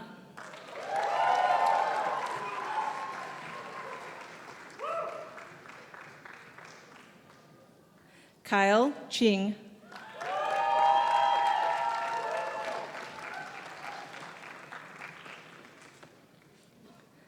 Lee Cao.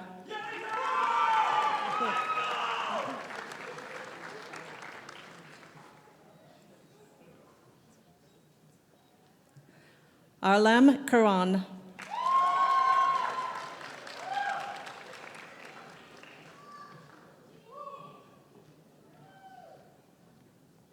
Jiwoo Che.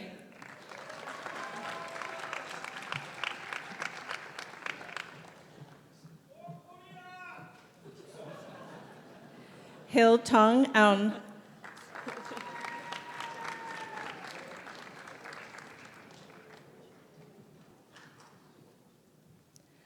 Tao Run Jong.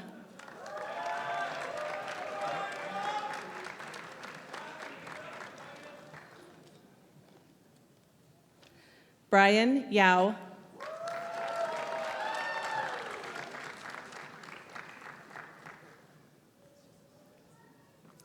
Kate Song.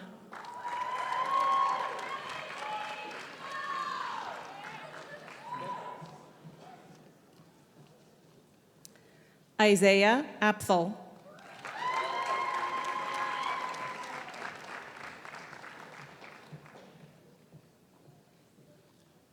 Mitchell Marvin.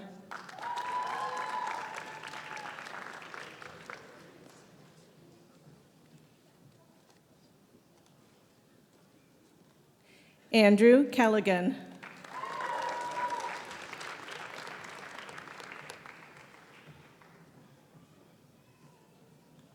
Rajashri Bhattacharya.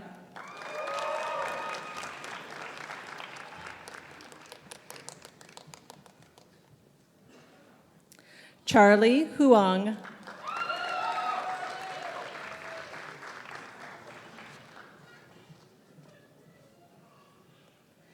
Alexander Erickson.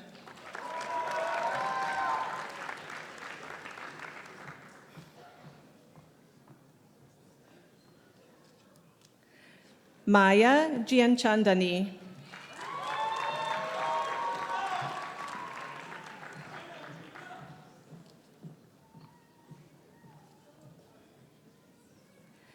Vin Hong.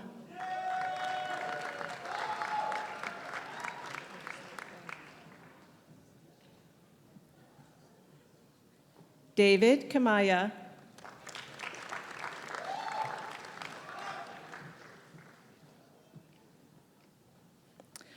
Russell Sung Hwan Lee.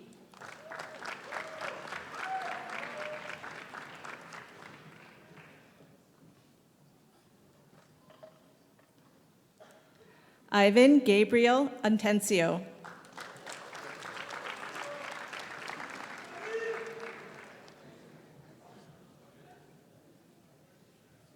Hubert Situ.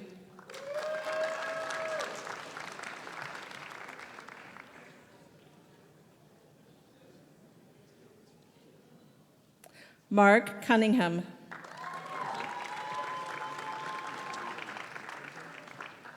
Go, Mark. An Chuan Ngo.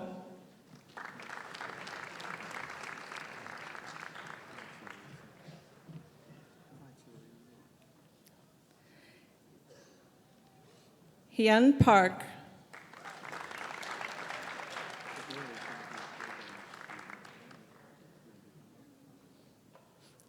Edward Shin.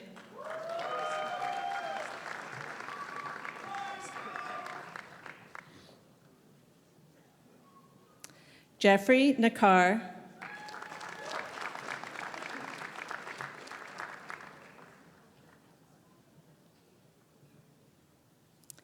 Sheng Tan.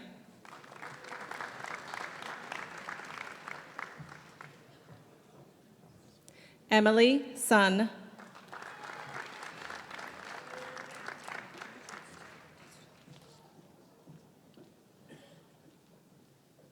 Amy Lee.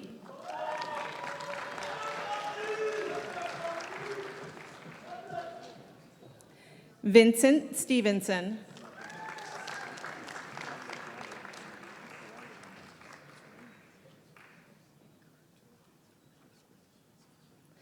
Chien Chan.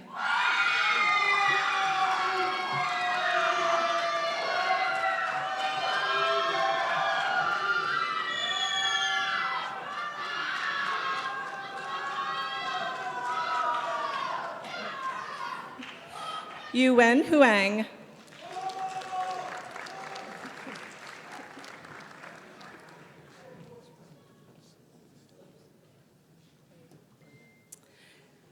Peter Tiatawejaoya Young.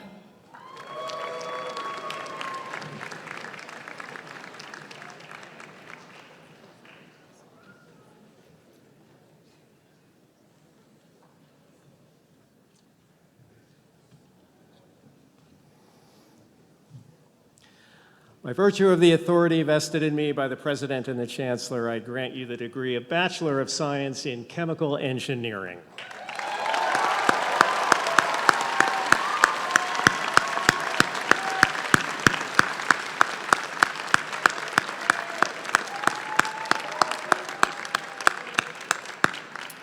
Now, for the Professional Degree Masters in the Product Development Program, Chair Jeff Reimer will read the names of the MS degree recipients in Chemical Engineering, Product Development Program, and Professor Keith Alexander, Director of the program, will join me in congratulating the recipients.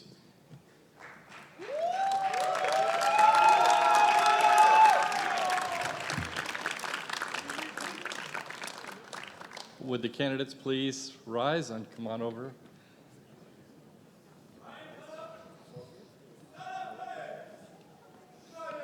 Sophia Andrighetti Ferrada.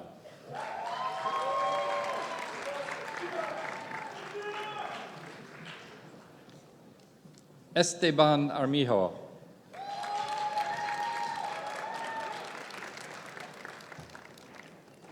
Nitin Bhargav.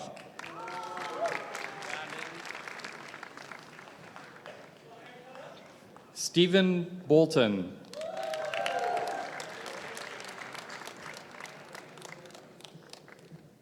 Nadia Bongso.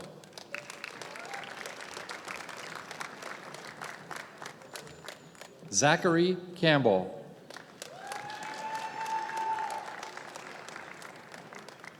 Isaac Campos.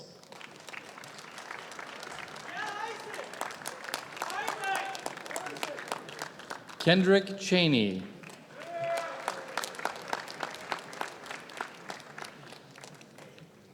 Bella Chan.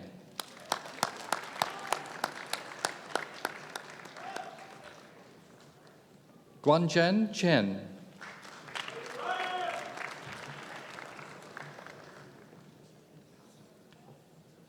Jen Tsui.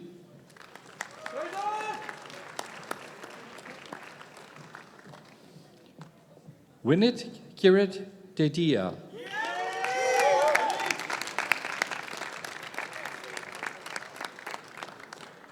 Michael Eloson.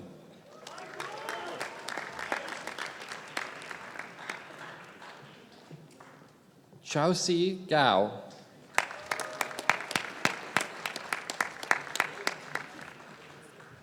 Yu Xin Wang.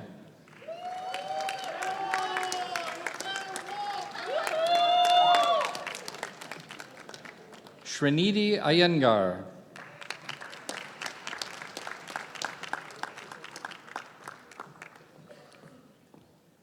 Prabhsimaran Kaur.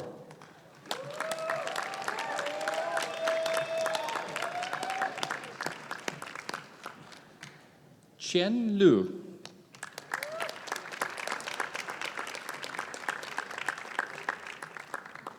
Jennifer Liu.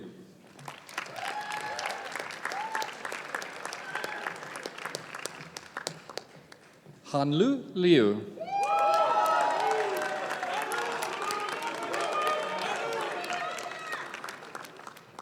Jianing Liu.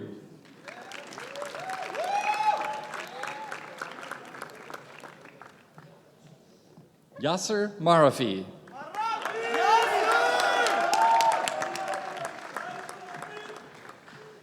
Kyle Mesquita.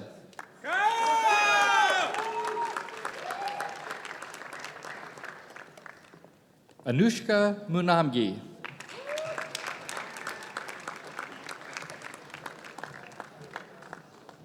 Angel Rue.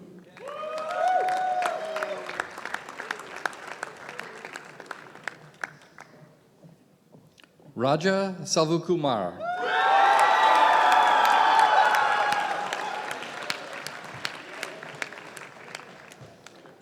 Priyadarsini Subramanian.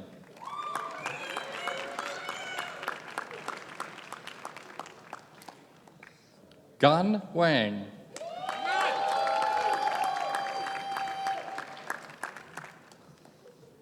Wenxin Wang.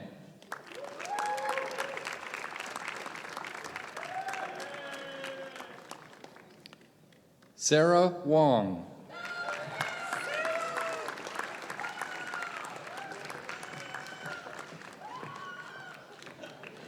Lin Xia.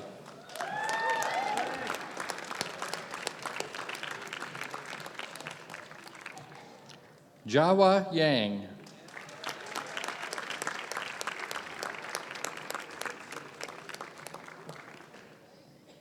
Kevin Yin.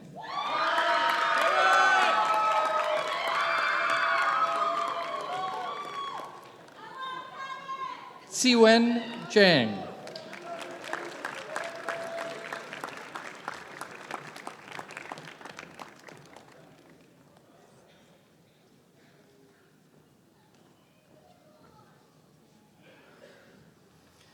By virtue of the authority vested in me by the President and the Chancellor, I grant you the degree of Master of Science in Chemical Engineering.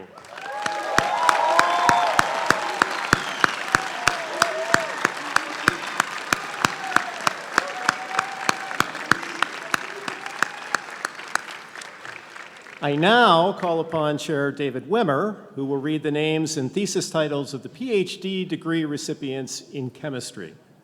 Each student will be hooded by their faculty research advisor, or in their absence, Dean Arnold or a colleague.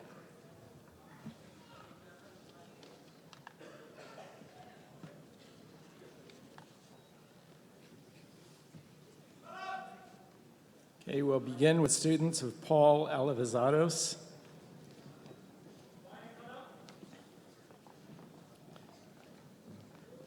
Ho Duk Cho. The use of liquid phase transmission electron microscopy for quantifying interactions between colloidal nanoparticles and visualizing their self-assembled structures.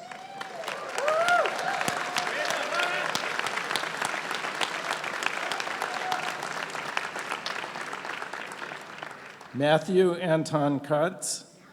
Investigation of optoelectronic and structural properties of semiconductor nanocrystals under high-stress environments.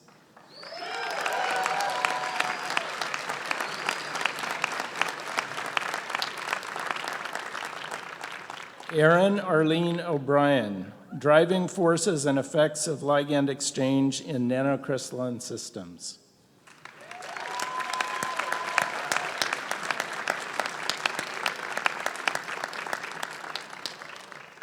Next are students of John Arnold.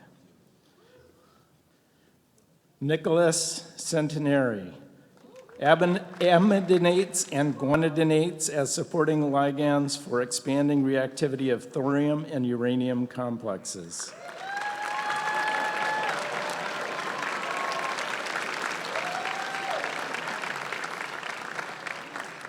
Jessica Ann Ziegler, N-heterocyclic and N-donor ligands for the study of early transition metal reactivity.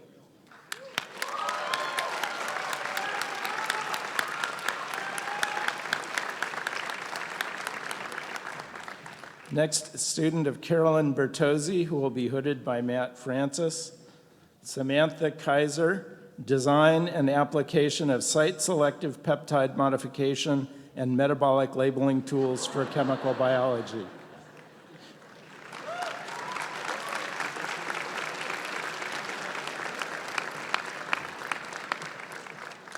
A student of Carlos Bustamante. Lisa Alexander, equilibrium and non-equilibrium measurements of co-translational protein folding.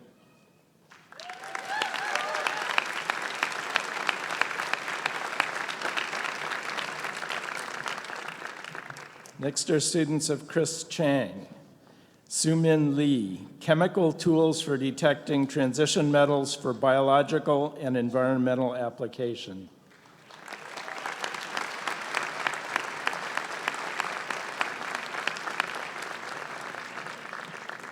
Ziming Wang, development of new imaging agents for the study of cellular potassium dynamics.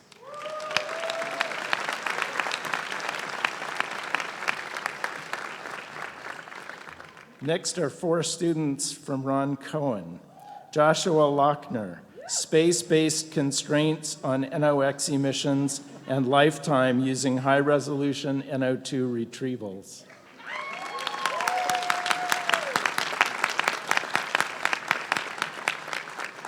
Paul Romer, chemical removal of nitrogen oxides from the atmosphere, effects of temperature and impacts on air quality.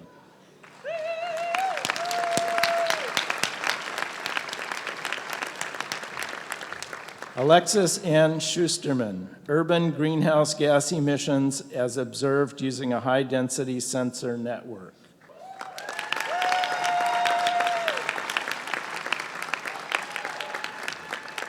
And Tamara Lynn Sparks, measurement techniques for atmospheric nitrogen oxides and observational constraints on alkyl nitrate chemistry.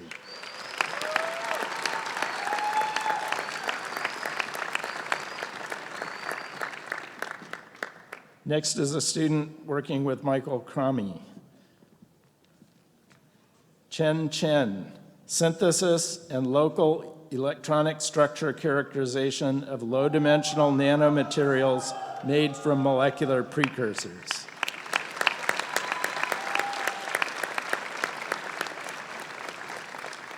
Next, a student working with Felix Fischer, Stephen Winthrop von Kugelgen, ring opening alkyne metathesis methods for functional conjugated polymer synthesis.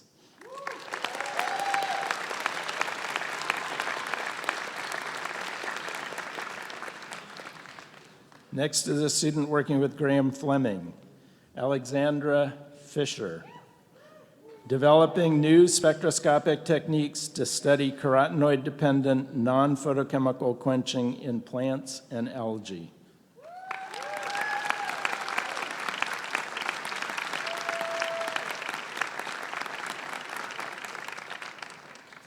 Next are 3 students working with Matthew Francis.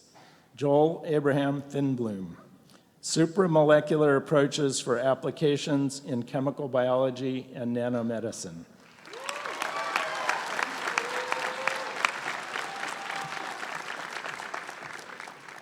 Rapipat Sangsuan, using bioconjugations for protein detections and intracellular deliveries.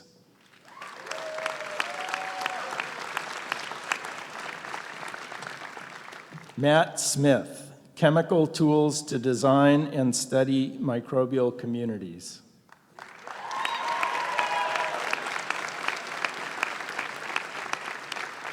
Next, a student working with Ming Hammond, Yichi Su, development of protein scaffolds for drug delivery and imaging applications.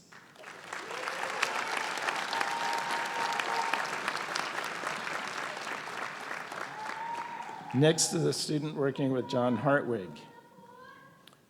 Taego Lee, transition metal catalyzed enantioselective silation of unactivated CH bonds, reaction development and mechanistic studies.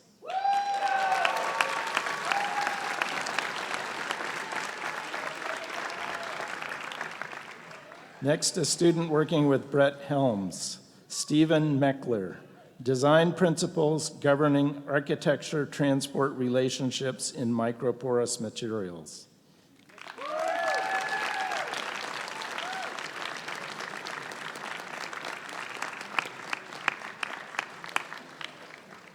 Next, a student working with John Currian, who will be hooded by John Arnold. Iris Young, tracking water oxidation in photosystem 2 using X-ray free electron laser diffraction.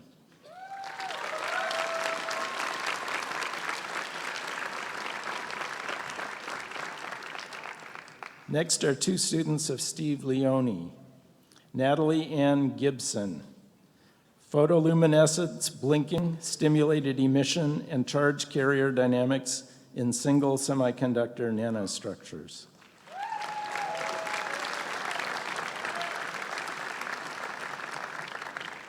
And Marina Yang, molecular dynamics studied by ultrafast core level spectroscopy.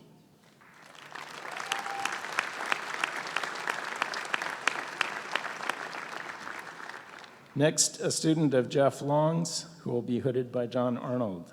Lucy Derigo, metal radical magnetic exchange, from single molecule magnets to coordination solids.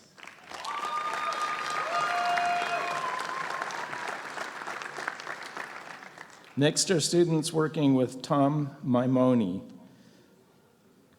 Matthew Kondakis, oxidative synthesis of the Elysium sesquiterpenes and studies towards synthesis of quasinoids.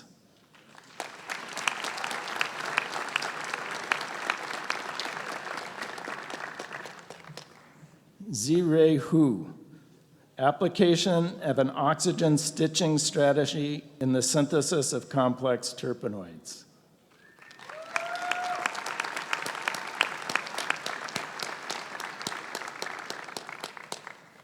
And Kevin Hung, total synthesis of sunoanistatin and medusin-type Elysium sesquiterpenoids by a CH activation approach.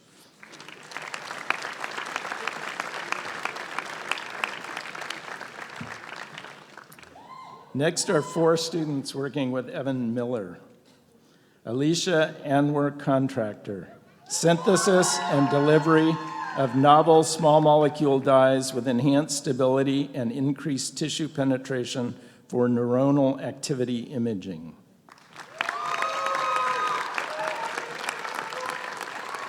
Parker Deal, synthesis and development of rhodamine-based voltage sensor reporters.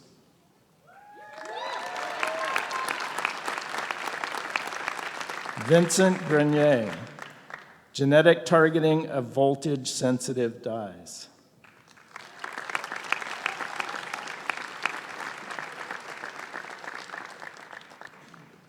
Rishi Kulkarni, development and application of voltage-sensitive dyes.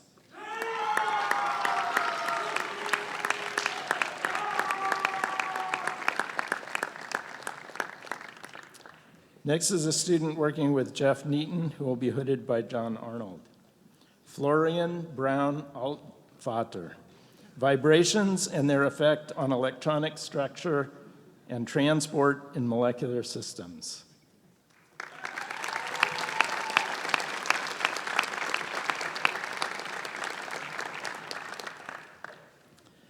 Next are two students working with Richmond Sarpong. Kyle Owens, efforts toward the arcutins and related diterpenoid natural products.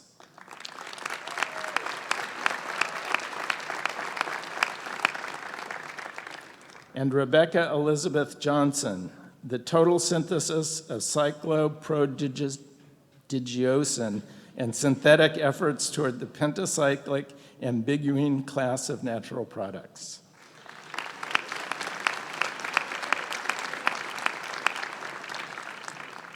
Next are students working with Gabor Summerjai.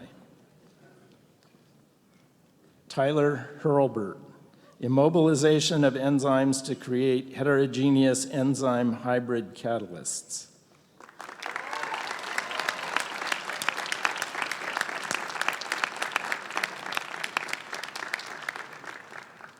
And Wenqi Liu, catalytic conversion of carbon monoxide and methane over metal and metal oxide catalysts synthesis, in situ X-ray spectroscopy study, and catalytic performance.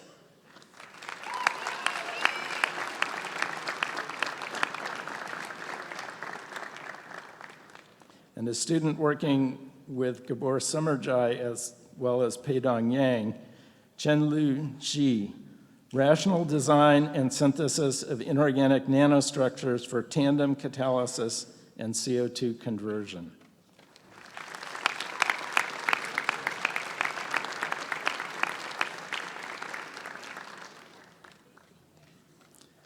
Next are students from Don Tilley. I guess John's fitting. Irene Kai, low coordinate silyl aryl amido complexes of early first row transition metals.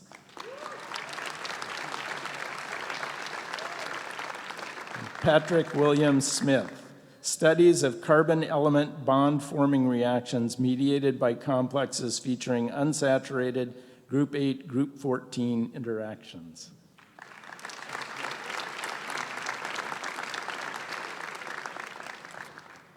Next, a student working jointly with Dean Tost and Ken Raymond, Cynthia Hong, expanding the structural scope of supramolecular assemblies and their applications as mechanistic probes.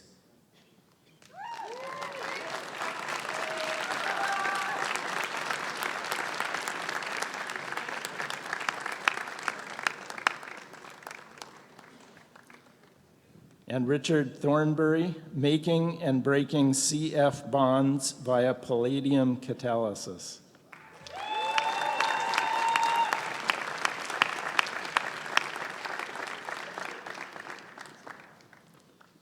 Next, a student of Evan Williams. Andrew Gareth Elliott, development of a single particle analyzer of mass and mobility.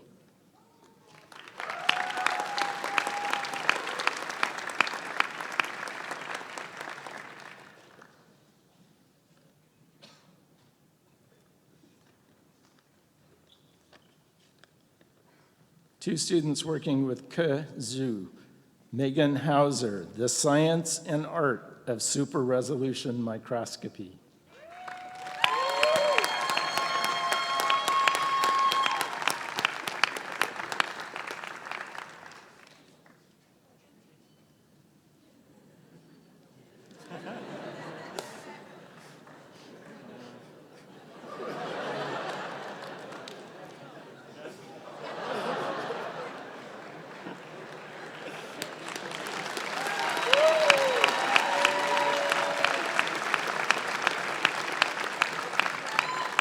You can tell the assistant professors in their first hooding.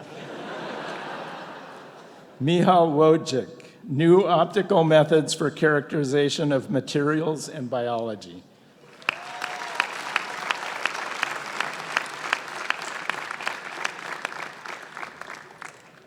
Next, for 5 students working with Omar Yagi. Christian Dirks, title to be determined.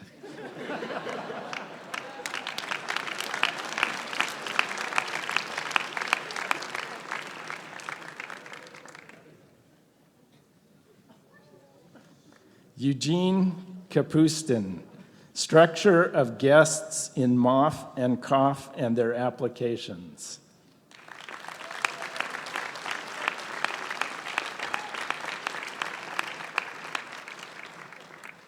Seung-Kyu Lee, order and disorder in metal organic framework.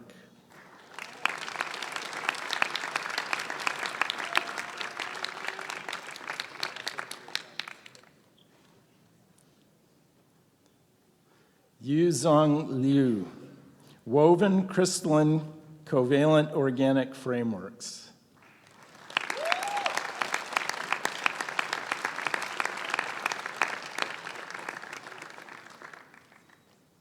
And Bunyarat Rungtawiforranit, metal organic frameworks composed of metal nanocrystals and metal complexes for heterogeneous catalysis and for hydrogen storage.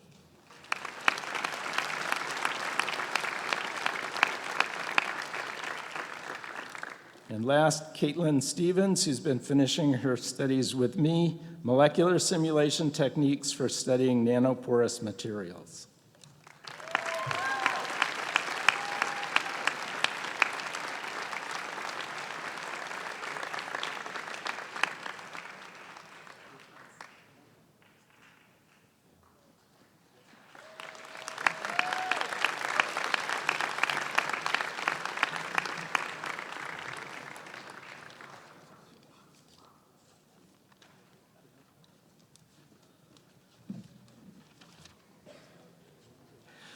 We seem to have run out of degrees, but don't worry, I promise we'll print more, and I still have that same authority. The authority vested in me, by virtue of the authority vested in me by the President and the Chancellor, I grant you the degree of Doctor of Philosophy in Chemistry.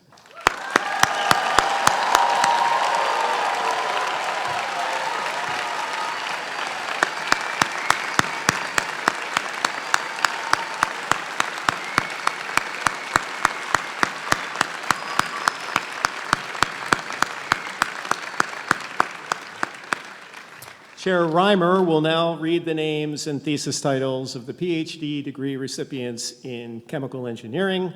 Thesis professors will be called to hood their students.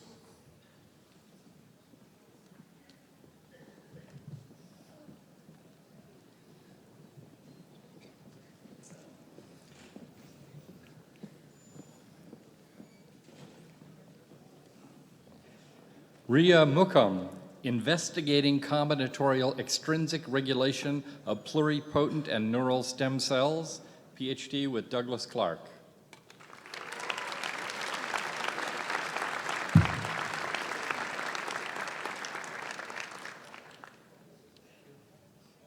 Danielle Pesco, PhD with Natash Balsara, complete electrochemical characterization of ion transport in polymer electrolytes, and I'll be hooding.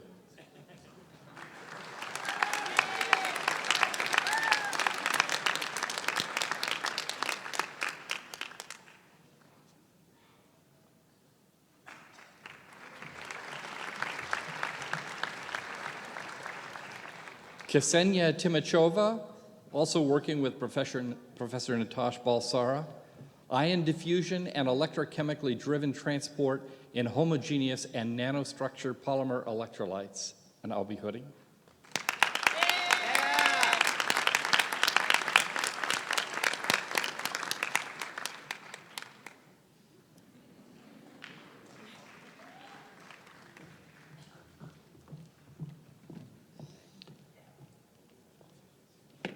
Nahyun Cho, working with Lydia Sohn, Professor Lydia Sohn, working toward a dynamic stiffening hydrogel platform using plant proteins as a light-inducible crosslinker.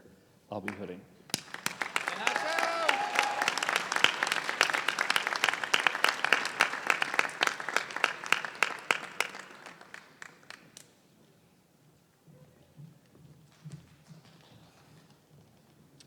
Ephraim Braun, working with Professor Baron Smith. His PhD is entitled Molecular Simulation Techniques for Studying Nanoporous Materials, and I'll be hooding.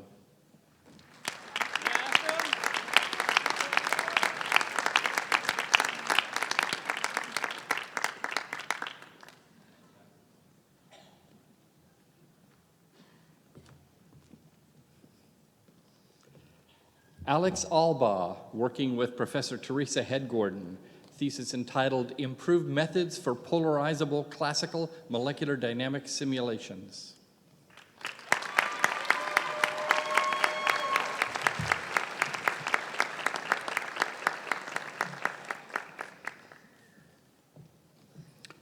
Colin Michael Burke, working with Professor Brian McCloskey, electrolyte engineering to improve capacity and rechargeability in the lithium-oxygen battery.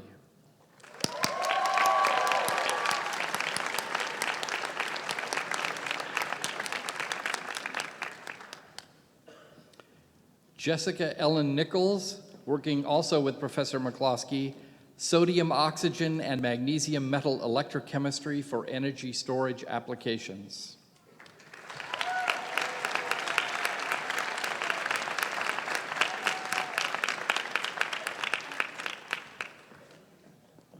Maron Tesfaye, working with Professors McCloskey and Weber, understanding underlying factors impacting ionomer thin film gas transport in polymer electrolyte fuel cells.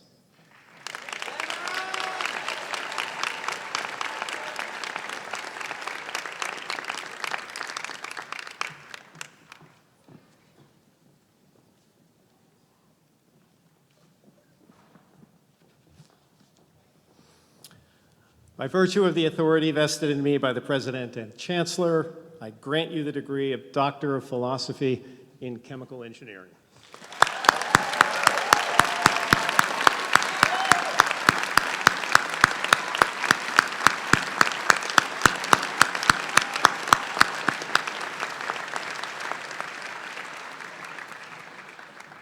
So I'd like to close this ceremony with just a few brief remarks about the wonderful occasion.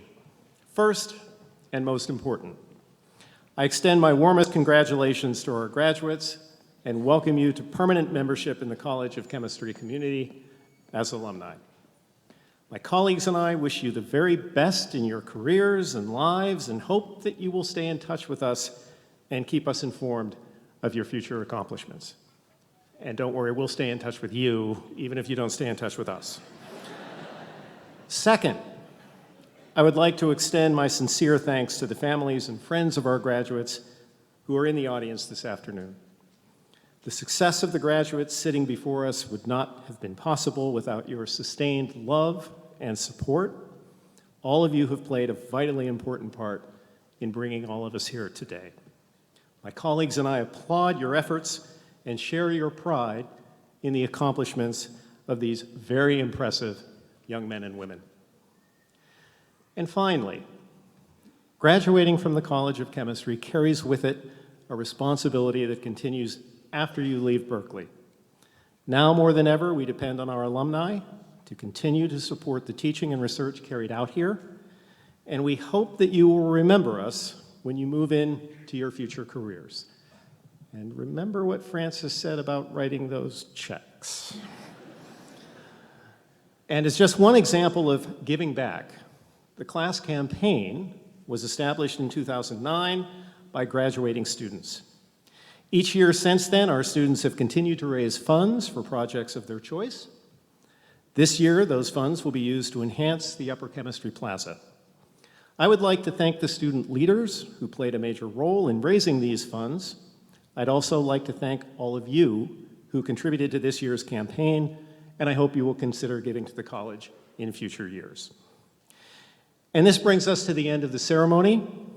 The procession of faculty and graduates will first leave in the same order in which we entered the auditorium. After our graduates have marched out, I invite all of you to join us for a reception out in the plaza. So I will leave you with this. Former College of Chemistry Dean Glenn Seaborg, who also happened to be our second chancellor, a Nobel laureate, and advisor to 10 US presidents, once noted that many people believe that, quote, science should move us toward a utopian, problemless, riskless society. This is a false notion. We live and always will live in a dynamic situation amid problems whose solutions will breed other problems. There always will be dangers, risks, and increasing responsibilities that will drive us towards a new level of excellence in all we do or try to achieve, end quote.